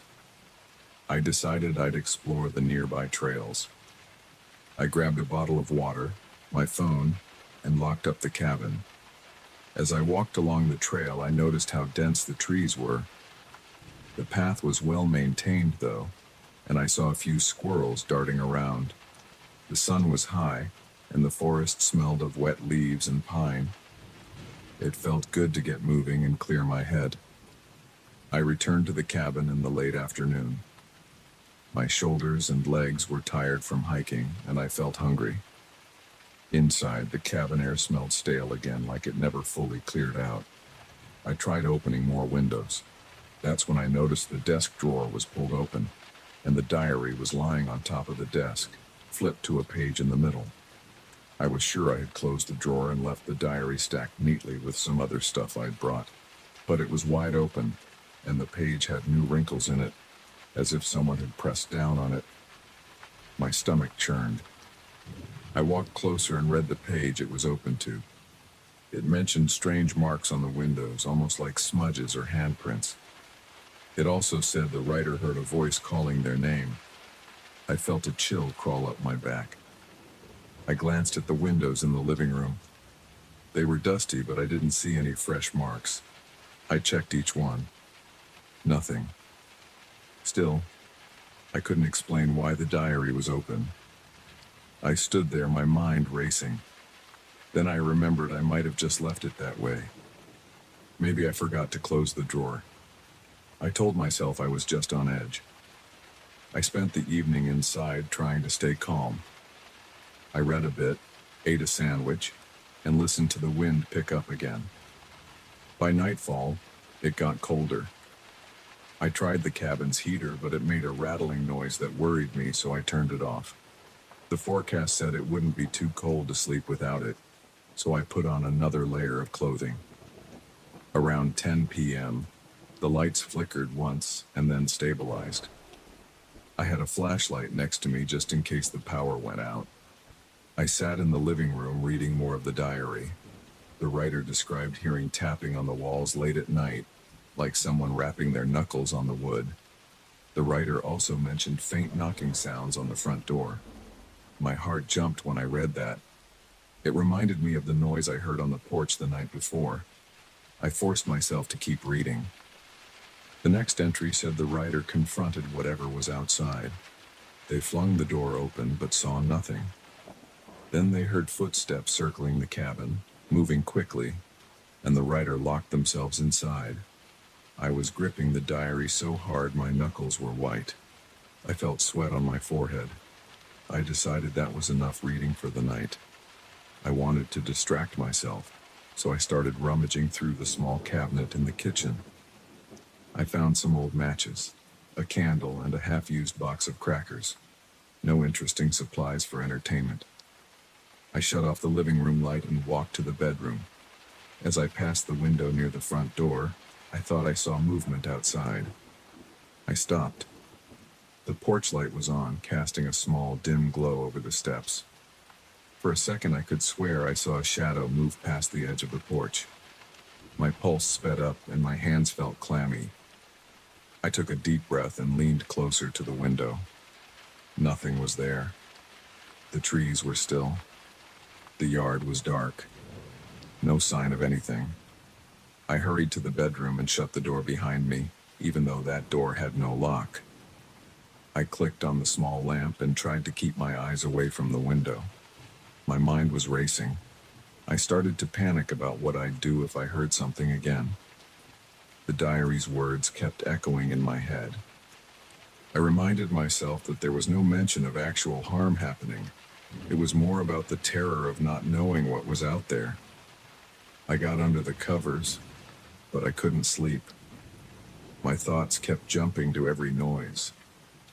Then I heard a creak outside, like the one from the night before. My heart hammered. I stared at the bedroom door, waiting. Another creak. It sounded closer. I told myself to ignore it, but my body felt tense, and I was breathing faster. I reached for my phone to check if I had a signal. Barely one bar. I felt a sudden urge to call someone, but I knew it wouldn't go through reliably. Plus, what would I say? I'm hearing noises in the woods? That didn't seem like an emergency. I stayed there, eyes on the door, listening. The noise stopped. I waited for another few minutes, but it didn't continue. Finally, I turned off the light, sank back into the pillow, and waited for sleep. After a long while, I guess I drifted off. I woke up early. Sunlight was coming through the curtains. I felt relieved. I hopped out of bed, pulled on my boots, and stepped outside to check the porch. The old boards creaked under my weight. I saw nothing unusual, just damp leaves and some pine needles. No footprints, no marks, no signs of anyone else. I decided to spend most of the day out of the cabin. I drove into the nearest town to buy some food and clear my head. In the car, I felt safer. The road was empty, winding around dense forest. By the time I got to the small grocery store, the sky was clear and bright. I bought enough supplies for the rest of my stay, thinking I'd tough it out. When I came back to the cabin, it was late afternoon. I parked, walked up the porch, and noticed the door was slightly ajar. I always locked it. My stomach flipped. I pushed the door open. The living room looked the same at first glance, but the desk drawer was pulled out again, and the diary was on the floor. It was open, pages bent against the floorboards. My hands shook as I picked it up. I saw new writing scrawled on the margin of one page. It said, "Stop reading." It wasn't there before. The handwriting was the same style as the rest of the diary. My heart pounded so hard I felt lightheaded. I knew I didn't write that. Nobody else should have been here. I set the diary on the desk, took a few steps back, and scanned the room. Everything else seemed untouched. My bag was still in the corner. The small kitchen looked the same, minus a slight shift in the position of the single chair. I started breathing heavily, trying to think of a rational explanation. Maybe the caretaker came by and left a note, but why use the diary? And why say, "Stop reading"? I considered leaving right then, but part of me felt like I needed to stick it out, maybe confront whatever was happening. I was also curious, so I put my groceries away, double-checked the windows, and locked the door again. I even dragged a small chair under the doorknob to block it, in case someone tried to push it open. The evening wore on, and I kept glancing at the diary. I was afraid to read more. That note kept echoing in my mind. I tried to watch the sunset from the porch, thinking maybe the fresh air would calm me down. The forest got dark slowly, the orange light fading between the trees. Eventually, I went back inside. I sat at the desk, turned on the lamp, and opened the diary again. I skimmed through the next pages. The writer described hearing heavy breathing right outside the bedroom window at night. They said they felt like they were being watched constantly. One of the last entries said, "I can't leave, it won't let me. It's here night after night. It knows I'm afraid." My entire body tensed. The hair on my arm stood up. That was the last written entry. But there was one blank page after it. Then a final page with those 3 words. "Stop reading." I shut the diary, feeling a wave of dread. Then I heard it. A knock on the front door. 3 slow, heavy knocks. My heart slammed against my chest. I stood up so fast I almost knocked over the desk chair. The room was quiet again. I stared at the door. My hands were shaking. Another knock. My throat went dry. I couldn't speak. I just stared at the door, half expecting it to burst open, but it stayed closed. I moved closer, one step at a time, my feet feeling like bricks. The knocks came again, slow and steady. I flicked on the porch light from the switch by the door. Through the small window in the door, I saw nothing but the porch. No figure, no shadow. I told myself to stay calm, but I was breathing hard. I decided to speak. "Hello? Who's there?" My voice sounded shaky. Silence. I took a moment, then carefully unblocked the door by moving the chair. I had no weapon, but I felt I had to see what was out there. When I opened the door, the porch was empty.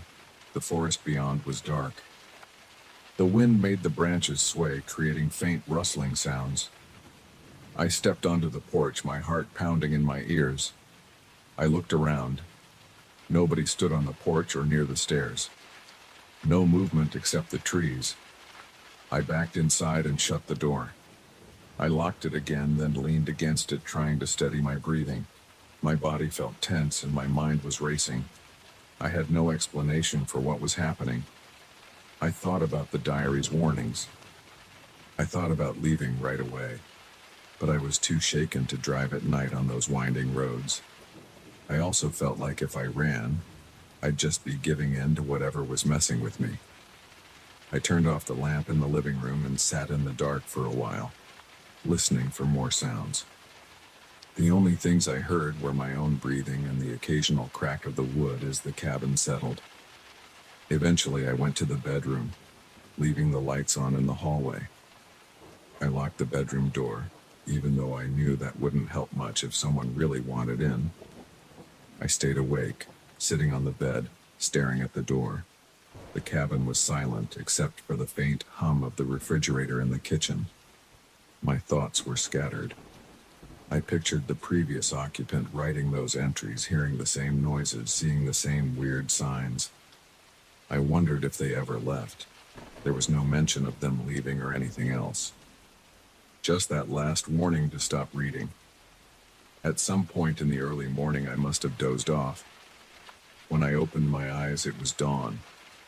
I felt stiff from sitting against the headboard all night. I walked into the living room and saw the diary lying on the desk. It was closed with no new messages. The front door was still locked. No sign of forced entry. I packed my things as fast as I could. I was done. My body felt shaky, and my nerves were frayed. I left the diary right where I found it, on the desk, in the same drawer. I didn't want to take it or destroy it. I just wanted to get away from that place. Before leaving, I stood on the porch for a moment, taking in the stillness of the morning. The forest looked calm, as if none of those events had happened, but I felt that lingering sense of being watched. I walked to my car, threw my bag in the back seat, started the engine, and drove off. I didn't look back. That's everything that happened. I still can't explain it. I tried to convince myself it was just my imagination or maybe a prank, but the diary, the knocks on the door, the open drawer, and that warning scrawled in the margin, those things keep me up at night.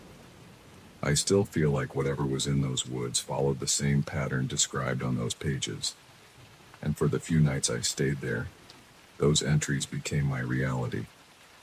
I never saw a face, never found a person, and nothing physically harmed me. But the fear was real and it sticks with me even now. I have no plans to go back.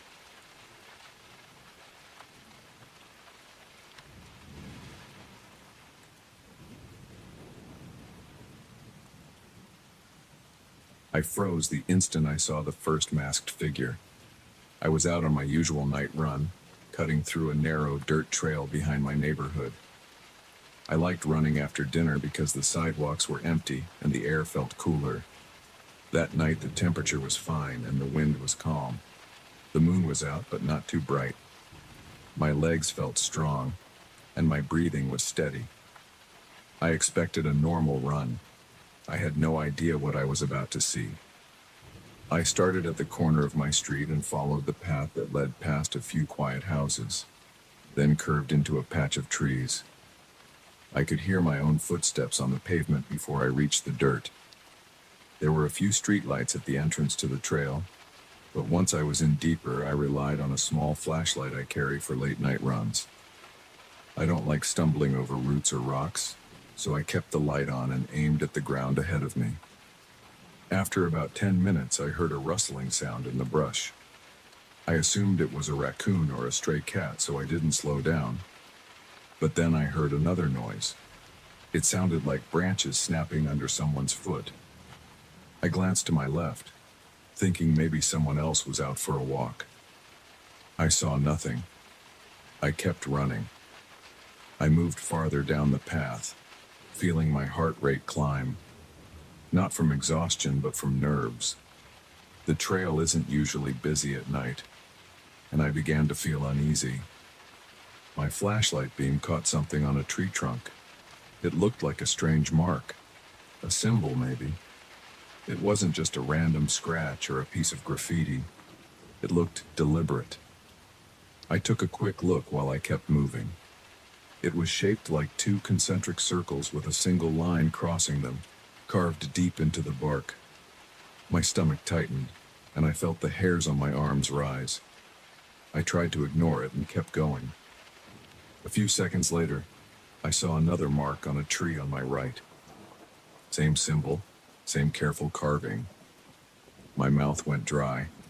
I wasn't sure why it bothered me so much, but it gave me a bad feeling. I kept jogging, telling myself these were just teenagers messing around. But then I felt like I was being watched. I can't explain it in detail. It was just a heavy sense that eyes were on me. I pointed my flashlight to the side again, scanning the trees. That's when I saw the first masked figure. He was standing by a thick tree trunk, maybe 20 feet away. He was tall, wearing some kind of dark hood or cloak. I couldn't see his face. The mask looked pale in the flashlight beam. It wasn't a mask with a design. It just looked like a blank white face, maybe plastic or porcelain. He didn't move. He just watched me. I stumbled over my own feet and almost fell. My pulse raced and my chest felt tight. I slowed down out of pure shock, but I didn't stop. My thoughts jumbled. I wanted to say something, but my throat closed up. Instead, I just kept running, picking up speed. My mind was screaming, telling me to get out of there.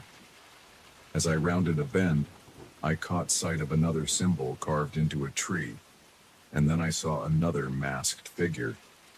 This one was on the opposite side of the path, half hidden behind a cluster of bushes. I just saw the mask, that pale oval shape staring in my direction. My legs felt weak, but I pushed harder. I kept going, flashlight bobbing. My breath came out fast and shallow. The sound of my running shoes hitting the dirt got louder in my own ears, like my body was on high alert. I didn't hear any chase, no footsteps behind me, no frantic movement in the bushes. But I saw more of those symbols. They appeared on 3 more tree trunks, spaced out along the path. Each time I spotted one, I saw a figure nearby, partially hidden, with that same pale mask. They never approached me. They never called out. They just stood there watching. By the time I reached the end of the trail, my shirt was damp with sweat and my breathing was ragged. There's a short slope that leads back up to the suburban street, right at the edge of our neighborhood. When I got there, I paused for half a second and glanced back. My flashlight swept across the trees. I didn't see anyone, but my stomach churned like I was going to be sick. I turned off the flashlight because the streetlights in the neighborhood gave me enough light. I kept jogging until I reached my block. My house is in the middle of the street, a small 1-story place with a simple porch and a single-car driveway. I sprinted the last stretch, feeling relief as I saw the glow of my porch light. I ran up the steps, unlocked the door, and got inside as fast as possible. My lungs burned and my chest felt heavy. My hands shook. I locked the door right away, sliding the deadbolt and the chain. Then I stood there in the entryway, panting, listening, expecting something to happen. The house was quiet. The clock in the living room ticked.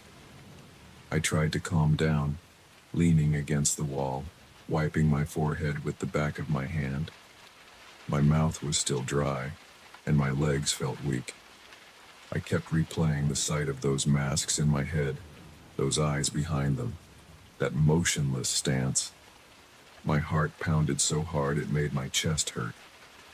I stepped into the living room and looked out the front window, parting the curtains a little. My porch light illuminated the front yard, the sidewalk, and part of the street. At first, I saw nothing. Then I noticed a figure standing across the street, near a large tree on my neighbor's lawn. Another mask. It looked exactly the same as the ones in the woods. My gut twisted. I tried to swallow, but my throat felt tight. The figure stood there for a few seconds. Then it seemed to move back into the darkness. I let the curtain drop. My hands were trembling. I didn't know if I should call the police. I wasn't sure what I'd say. I saw masked people in the woods, and one might be on my street. It felt like I was losing my mind, but I knew I had seen something real. My heart wouldn't slow down. I decided to check the back door. I went through the kitchen, making sure it was locked. I looked out the small window over the sink. Nothing. Just the fence and the neighbor's yard behind my place. I turned off most of the lights inside, keeping only a lamp on in the living room. I didn't want to stand out as a clear target through the windows. Then I stood in the dark of my hallway, listening. Every tiny noise made me jump. The refrigerator humming, the ice machine clicking, the pipes creaking. My mind was in overdrive. Eventually, I forced myself to sit on the couch. I tried to think if I'd offended anyone, or if I'd done something that would cause a group of people to harass me like this. But nothing came to mind. My life is pretty ordinary. I go to work, come home, run in the evenings, watch TV, and repeat. I don't have enemies. I don't have some big secret. So who the hell were these people? I got up and peeked out the window again. This time I didn't see anyone. The street was empty. My neighbor's house had their porch light on, but there was no movement anywhere. I caught my reflection in the glass. Sweaty hair, pale face, eyes wide. I felt a jolt of anxiety again, but I tried to breathe through it. I considered calling a friend, but it was late and I wasn't sure what to say. I double-checked that both doors were locked. Then I went to my bedroom and locked that door too, just in case. I kept a baseball bat under my bed. I took it out and leaned it against my nightstand. My heart was still pounding and I wasn't sure if I'd be able to sleep, but I stripped off my sweaty running clothes and put on shorts and a t-shirt. I grabbed my phone and laid in bed. scrolling aimlessly to distract myself. A couple of hours passed. I couldn't relax enough to sleep. My mind kept going back to those masked figures and the strange symbols. My body was still on edge. Each time I thought I heard something, I tensed up. Finally, at around 1 in the morning, I felt my eyelids getting heavy. I set my phone aside and forced myself to close my eyes. Sometime later, I woke up to a noise outside. It sounded like footsteps on my driveway. My heart started pounding again.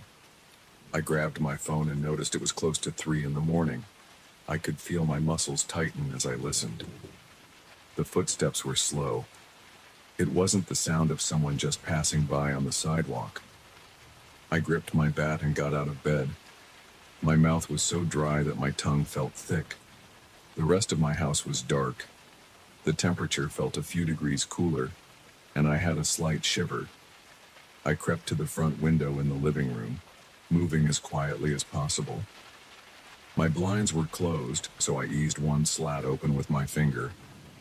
I peered out. My driveway was dimly lit by the streetlight across the road. At first, I didn't see anything. Then I noticed movement on the sidewalk near my mailbox. Another masked figure. This one wore a hood, just like the first one I saw in the woods. The white mask glowed faintly under the streetlight. He was looking at my house. I felt the urge to flick on the porch light and yell, but something told me that might not help. I stayed quiet, breath shallow. My forehead felt slick with cold sweat. He took a step forward, then stopped. He lifted his head slightly like he was scanning the front of my house. My heart hammered so loud that I thought he might hear it. After a few seconds, he backed away and vanished into the shadows beyond the streetlight's reach. My knees felt weak, and I almost dropped the bat. I forced myself to stand still for another moment. I didn't want to open the door or chase him off. That seemed stupid. What if there were more of them? My mind raced with questions. I felt a wave of nausea. Then I realized I couldn't just stand there. I had to do something. I reached for my phone, thinking maybe I should call the cops. But then I hesitated. I wasn't sure if they would believe me. I could only say I saw suspicious people in masks. Is that enough? What if they're gone by the time a patrol car comes? I paced around my living room, gripping the bat. My hands felt clammy on the handle. My stomach was in knots. Every few minutes, I'd go back to the window, lift a slat, and check outside. I didn't see anyone anymore, but that didn't make me feel better. I felt watched. Around 4 in the morning, I heard another noise. This one came from the backyard. The fence squeaked a little when someone pushed on it. I froze, breathing hard. I turned off the lamp so I was in total darkness. I crept to the kitchen and peered out the window over the sink. I could barely see anything, just the outline of the fence and the dark shape of my neighbor's shed. I caught a slight motion near the fence line, but I couldn't be sure. I waited, my eyes straining. Suddenly, a face in a white mask appeared right in my line of sight. It was so close to the window that I jumped back and almost knocked over a chair. My heart hammered. I bit down on my lip to keep from screaming. The figure stood there, on the other side of the glass, looking in. I couldn't see any eyes or details behind that pale mask. It was like a blank face pressed against the window. I didn't move, and I could feel my muscles shaking. The figure tilted its head slightly. Then it drew back and vanished into the darkness. I stayed in that position for at least 30 seconds, bat in one hand, phone in the other. My mind was filled with panic. I didn't know how many of them were out there. I rushed to my bedroom, locked the door again, and stood against it. My hands were trembling so much I could hardly type, but I forced myself to dial 911. The operator's voice was calm. I tried to explain what was happening without sounding crazy. I said there were people in masks lurking around my property. looking in my windows. She told me to stay on the line, keep my doors locked, and wait for officers to arrive. I told her my address, and she said someone was on the way. I thanked her, hung up, and gripped my bat. I waited in the dark, leaning against my bedroom door, listening for sirens. I felt like time had slowed down. My heart was racing.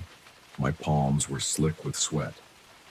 Every few seconds, I looked at my window, half expecting to see a mask peering in, but all I could see was the faint outline of the houses across the street. My ears were tuned to every creak of the house. Every shift of the wind outside made me flinch. About 10 minutes later, I saw the red and blue lights flashing against my walls. The police had arrived. I heard car doors slam, then footsteps on my porch. I walked to my front door, still gripping the bat, and called out to identify myself. An officer told me to open the door slowly. I did. 2 officers stood there, shining flashlights around my living room. Their presence made me feel some relief. They asked me to explain again. I told them everything, from the weird symbols in the woods to the masked figures outside my house. I showed them the window where one of them had appeared. They checked my backyard first. They shone their flashlights over the fence, around the bushes, and along the perimeter of my house. Then they walked around the front yard and up and down the sidewalk. They didn't find anyone. They didn't see any fresh footprints or obvious signs of forced entry. One officer suggested maybe it was a prank, or maybe I was mistaken, but I could tell they believed I was scared. They took my statement, told me they'd have a patrol car swing by a few times during the rest of the night.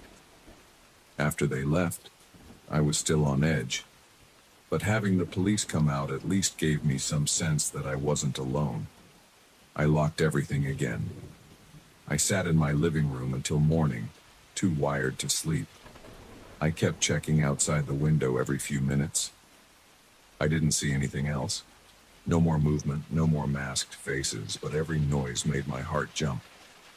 When dawn broke, I got dressed and went outside to look around in the daylight. The air felt cool, and the sky was getting brighter. I checked the sidewalk near my mailbox. I didn't see any footprints or dropped items. I walked to the side of my house where the backyard gate is located. It was shut, but not locked. I opened it and stepped into the yard. I noticed a few scuff marks in the dirt near the fence, like maybe someone had stood there or tried to climb it. There was no other sign of anything. I kept my guard up, feeling exposed out in the open. I thought about those symbols I'd seen on the trees in the woods. Part of me wanted to go back there in daylight and check them out. But the idea also made my stomach churn. I couldn't shake the image of those masked figures just standing there, silent, watching. I decided to wait. I went back inside, locked up, and brewed a pot of coffee. I sat in my kitchen, sipping coffee and staring at the backyard window. My hands were still shaky, and I didn't have much appetite.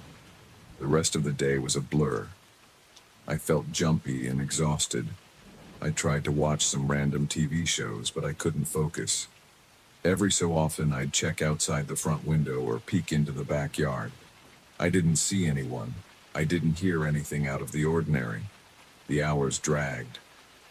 My phone rang a couple times, but it was just spam calls. I thought about telling a friend what happened, but I knew they'd think I was nuts or paranoid.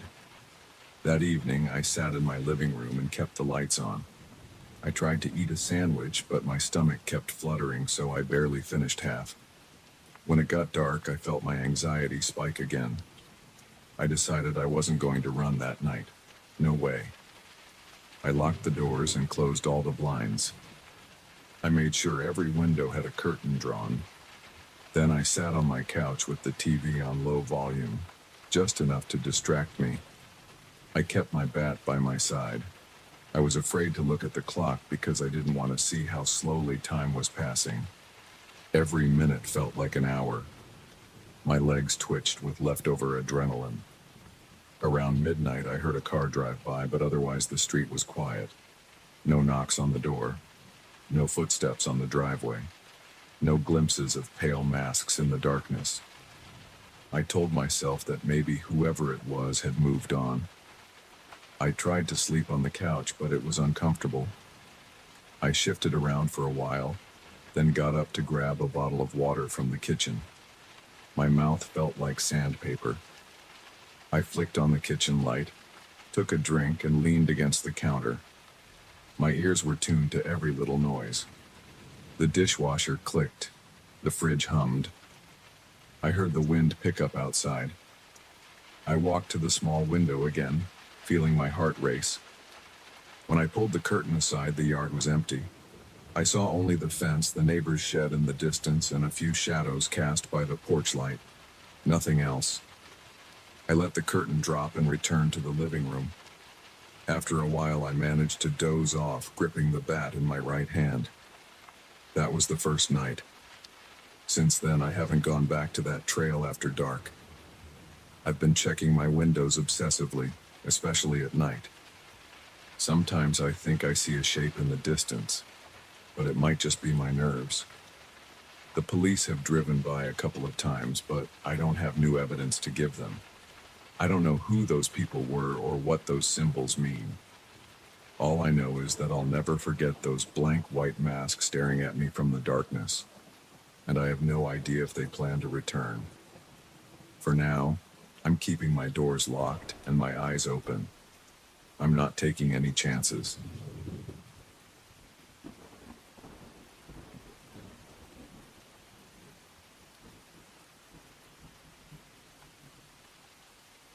I pulled into the empty parking lot around 10:01 p.m. because the entire mall had just closed. The lot was huge and most of the floodlights were still on, but the place felt deserted. My plan was simple.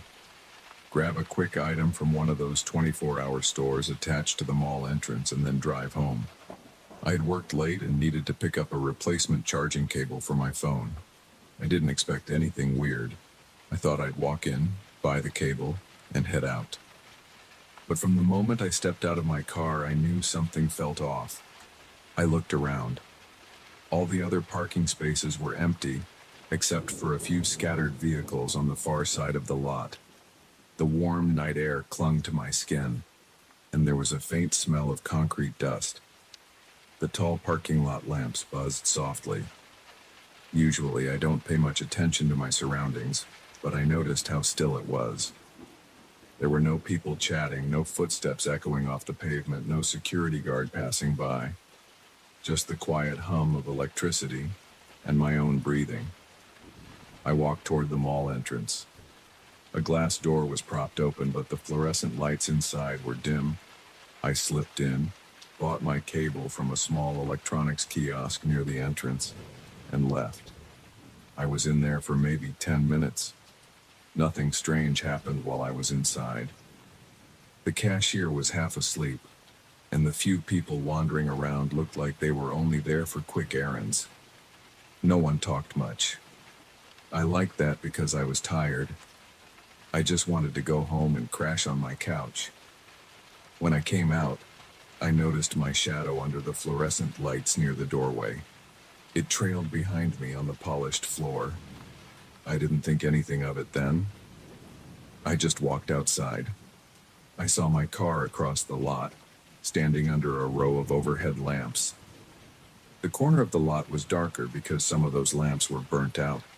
Everything was bathed in yellowish light, except for that shadowy area near the edge. As I approached my car, I caught sight of my own shadow stretching out in front of me on the pavement. It looked normal at first. Then I moved my right arm to scratch the back of my neck, but my shadow's arm didn't move in sync. I stopped walking. My breath caught in my throat. I thought, maybe I was tired, or maybe the light angle was playing tricks. I lifted my foot off the ground, just a small motion, but the shadow didn't lift its foot at the same time. It lifted it a second later, like it was copying me with a slight delay. That was enough to make my hands shake. I turned in a slow circle, trying to see if another shadow or another light source might be interfering. But there was only one strong beam on me from overhead. My shadow was the only one visible on the ground.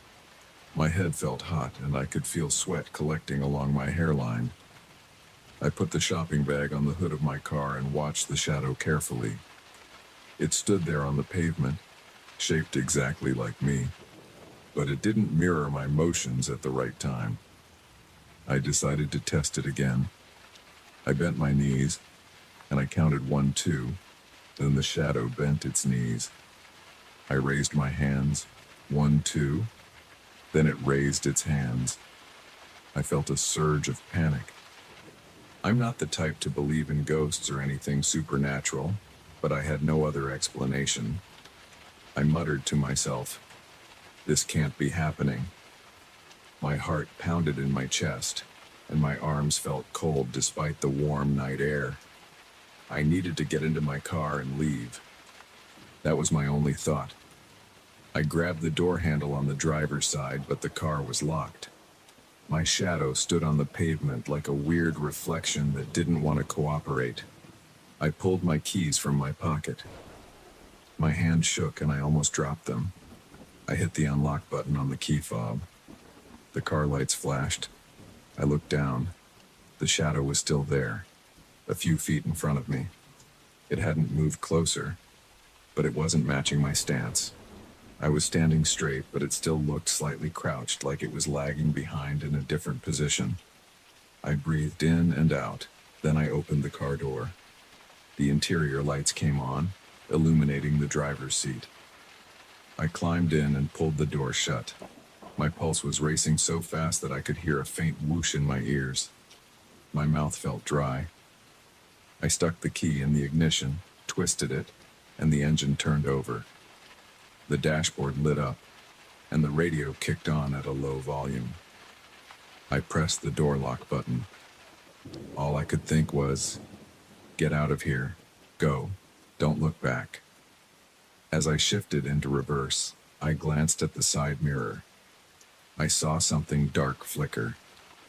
I slammed on the brake and turned around to look through the rear window. My shadow was on the ground behind the car. The overhead lamp cast it there, but it seemed closer than before. I had no idea how that made sense. The angle of the light shouldn't have changed in that way. I felt my chest tighten and I could feel my heart beating against my ribs. I shifted again and started to back out slowly, expecting the wheels to bump over the curb or something, but the car rolled smoothly. I kept looking at the mirror. The shadow moved too, but the motion still had that delay, like it was separate. Each time I inched the car in reverse, the shadow seemed to move a moment later, as if it had its own timing. I needed more distance. I pressed the gas a bit harder. I got to the exit lane of the parking lot. I looked to the left and right. At this hour, there was barely any traffic. I turned onto the main road that looped around the mall. For a moment, I felt some relief. The bright streetlights overhead lined the road. I was moving away from that weird situation. I told myself everything would be fine if I just kept going. But after maybe 2 minutes, I noticed a flickering movement in the corner of my eye. I looked at the road behind me in the rearview mirror. It was hard to see anything except darkness. Still, I felt uneasy. I slowed down. Then I glanced to my left side mirror. Under one of the streetlights, I saw my shadow on the road's surface. But I could swear it was stretched out in an odd shape. It was as if it had followed me. I gripped the steering wheel so tight that my knuckles popped. I didn't want to stop, but I felt a need to make sure I wasn't just imagining things. I pulled over to the side of the road near a small loading dock area behind the mall. The place was deserted except for a few big trash containers and a row of delivery truck bays. I turned off my engine, left the lights on, and stepped out of the car to check the situation. The overhead streetlight cast my shadow onto the pavement again. I forced myself to watch it. As I took 2 steps forward, the shadow took 1 step forward, then another. It didn't mirror my steps in real time. It had a weird pattern. My stomach felt heavy and my legs were tense. I started to walk in a small circle, just testing it. The shadow followed, but always with that lag, or sometimes it moved a bit faster to catch up. I could almost feel my nerves tightening with each second. The back of my neck prickled like someone was standing right behind me. My breathing became short and shallow. I whispered, "What is this?" I had never felt so helpless. It's just a shadow, right? But it wasn't behaving like one. I decided to get back in my car and drive home. That was my plan. Just get home and lock the doors. I didn't care if I had to call someone to spend the night at my place. I didn't care if I had to drive an hour out of town. I wanted to be somewhere safe. I opened the driver's door again. That's when I noticed something in the reflection of the glass. The shadow was right behind me. It looked closer than before, as if it had closed the gap. I felt a jolt of fear in my gut. I slammed the door shut without getting in, spun around, and stepped away from the car. The shadow was near my feet, but it wasn't shaped exactly like me at that moment. It seemed to be turning its head slightly, even though I wasn't turning mine. I froze. My legs started trembling. I couldn't just stand there, so I ran back to the driver's side, yanked the door open, jumped in, and locked the doors again. My breathing was rough. I started the engine and backed out of that spot so fast the tires squealed on the pavement. I flicked on my high beams even though it was a street with overhead lights. I just wanted more visibility. I sped toward the main exit of the mall complex. The roads leading out were mostly empty. A couple of cars passed by, but nobody seemed to notice my panic. I reached a traffic light and had to stop. I tapped my foot nervously on the brake pedal. I was afraid to look in the mirrors. I was worried I'd see the shadow behind the car again. Eventually, the light turned green and I hit the gas. I merged onto a larger road that led to the highway. My plan was to take the next on-ramp and head straight home. My chest still felt tight. My fingers tingled. My shoulders were sore from gripping the wheel so hard. I flicked my eyes from the windshield to the rearview mirror, then to the side mirrors. I saw normal shadows cast by my car's headlights. But I also noticed a shape under one of the street lamps behind me. It seemed to move in short jerks, as if it was trying to match my speed or keep me in sight. I told myself I was just paranoid, but I couldn't calm down. I decided to pull into a gas station that was still lit up and had a few vehicles around. I figured being around other people might help. I parked near one of the pumps and looked around. There was no clerk visible outside, but the station's store had its lights on. I could see a tall guy paying for something inside, and another person was in there browsing. At least it wasn't deserted. I got out of my car, feeling the cool night air against my sweaty skin. I kept glancing around for any sign of that shadow. I walked toward the store's entrance. The automatic doors opened with a hiss. The overhead lights inside were bright, and I heard music playing softly through the ceiling speakers. There was a slight smell of cleaning solution. I saw the tall guy leaving, so I just nodded at him. He walked by me without saying anything. I grabbed a cold bottle of water from the fridge and approached the cashier. He looked tired, probably bored out of his mind. I placed the bottle on the counter and tried to act normal, but my voice shook when I said, "How's it going?" He answered with a shrug. I paid and told him to keep the change. Then I turned around and headed outside. I paused right at the automatic doors, letting them slide open, then closed, then open again because I was looking for my shadow. It was on the pavement in front of me, under the station's bright lights, but it seemed the correct shape now. I lifted my left arm and the shadow did the same thing without any delay. I blinked, confused. My heart was still pounding, but for that moment, it appeared normal. I walked a few steps forward, watching the shadow move in perfect synchronization. My shoulders relaxed a bit and I drank some water. It was cold and tasted slightly metallic. Maybe the weird events were done. Maybe it was just a trick of the light back at the mall.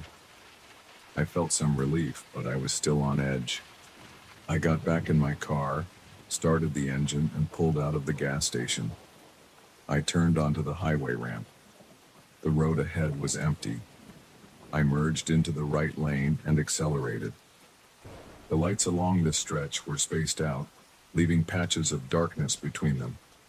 My headlights cut through the gloom, but the edges of the road were lost in shadows. After a few minutes, I found myself checking the mirrors again. I saw my shadow across the back seat, just from the overhead highway lights bleeding into the car. It looked normal, just like any driver's silhouette. Then a flicker of motion caught my eye in the rearview mirror. It looked like a shape shifting in the back seat. I twisted around in my seat to look directly. There was nothing there, just the empty back seat and the black windows. My pulse spiked again. I turned forward and gripped the wheel. "Calm down," I muttered to myself. "You're just scared." I pressed the accelerator, wanting to get home faster. The sign for my exit appeared. I put on my blinker, turned onto the off-ramp, and slowed as I approached the intersection. A single streetlight was on the corner. I waited for the red light to change. I glanced out the driver's side window. That's when I saw my shadow on the ground next to the car, as if it was standing outside, not attached to me. I could see it cast by the streetlight, but it didn't line up with my position inside the car. My breath caught again. I felt a rush of adrenaline surge through my body, making me grip the steering wheel even harder. The light turned green. I accelerated and took a left turn. My neighborhood wasn't far away. It was quiet at this hour. I passed dark houses and a few yards with chain-link fences. My house was at the end of a cul-de-sac. I pulled into my driveway, cut the engine, and sat there for a few seconds with the dome light on. My heart still pounded. I kept looking around the yard, the sidewalk, the bushes along my front fence. Nothing moved. I got out of the car carefully, half expecting that strange shadow to be waiting for me. The moon was out, but the main source of light was the street lamp near the corner of my lot. I could see my shadow on the ground, shaped like me, and it was doing exactly what I did. I moved my arm, it moved its arm in sync. I bent my knees. It followed. I felt a wave of relief, but it was mixed with lingering dread. I didn't trust it to stay that way. I walked to my front door, unlocked it, and slipped inside. I locked the door behind me, then turned on the hallway light. My living room was dark, but it was my familiar space. I took off my shoes and dropped my keys on the small wooden table by the door. I stepped into the living room and switched on a lamp. Everything looked normal. My couch, my TV, my kitchen counter in the back, with a few unwashed cups. The faint hum of the refrigerator sounded comforting. I decided to check my reflection in the living room window, just to see if the shadow was acting strange again. I saw my outline reflected against the dark yard outside. It matched my movements perfectly. I tried a few gestures. It followed. My heart rate finally started to slow down. I felt exhausted. My clothes clung to my body and my throat was parched again, so I went to the kitchen for another drink of water. I stood there leaning against the counter and chugged it straight from the bottle. A dull ache lingered in my chest from all the adrenaline. My limbs felt weak. I dried my mouth on the back of my hand. I decided to go to my bedroom and try to calm down. Maybe I'd watch something on TV or scroll through my phone until I fell asleep. But a part of me was still thinking about that delayed motion. It wasn't normal. Nothing about tonight was normal. I walked toward my bedroom. The hallway was dim, lit by a small nightlight I keep plugged into the wall. As I passed by the bathroom, I saw my reflection in the bathroom mirror.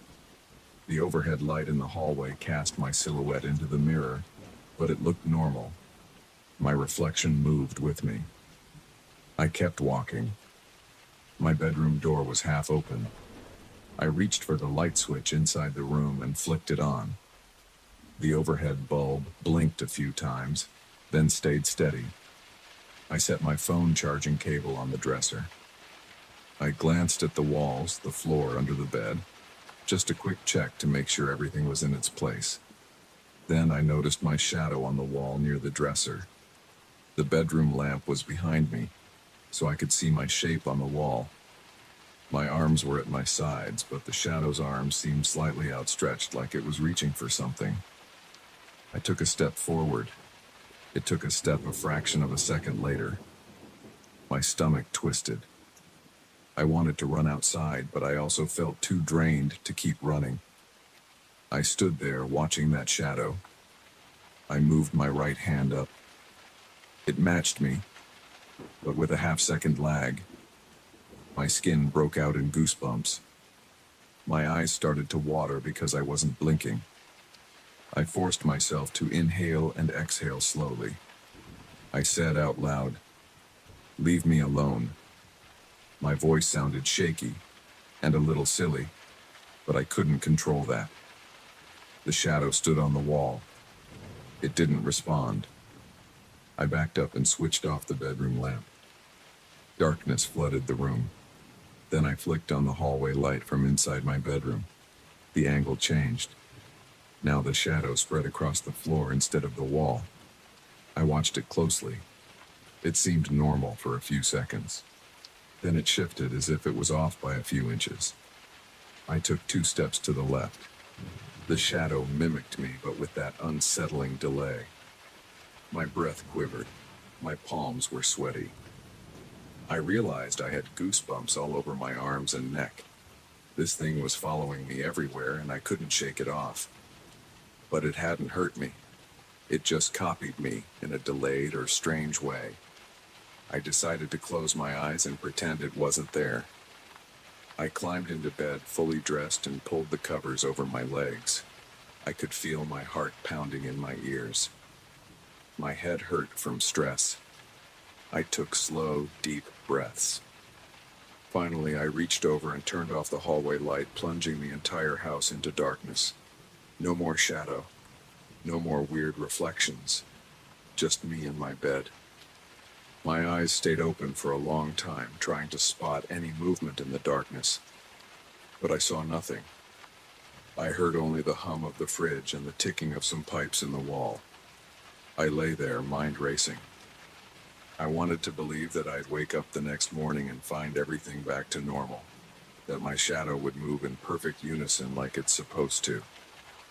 I rubbed my forehead and pressed my eyes shut. My bed felt warm, and I shuddered a little from the tension. Eventually, my breathing slowed and my eyelids grew heavy.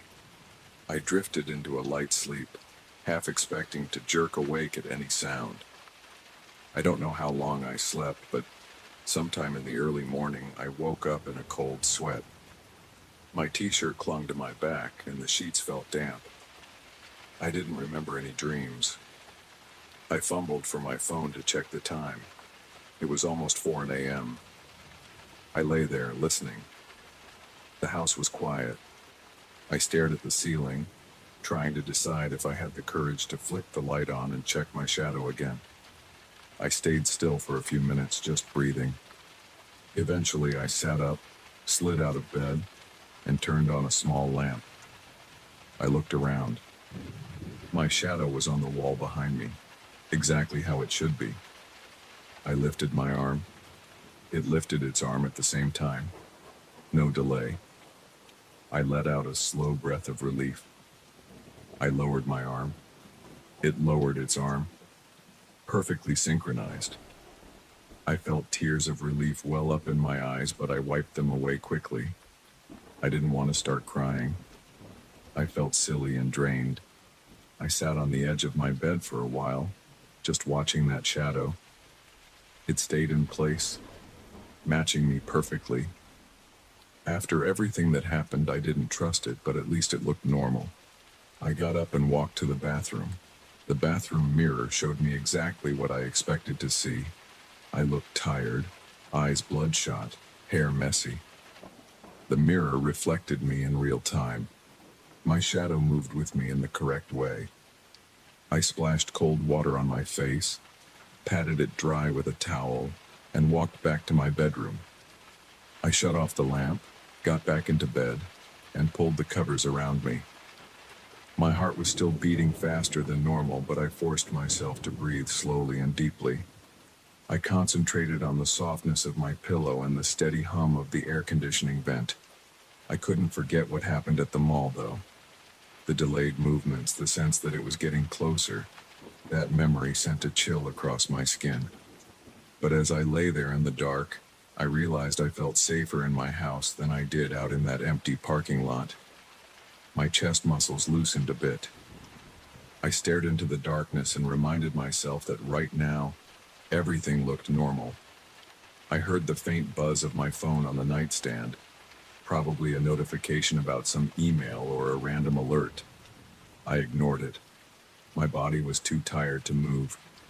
Slowly, my eyelids grew heavy again and I started to drift off into sleep. No more weird shadows, at least for now. At some point, the exhaustion took over completely and I slipped into a dreamless sleep. I didn't want to think about the events of the night anymore. I just needed rest. And finally, in the safety of my bed, I felt like I might get it until morning, when I'd have to test my shadow again. But for now, I closed my eyes, listened to my heartbeat, and let darkness take me under.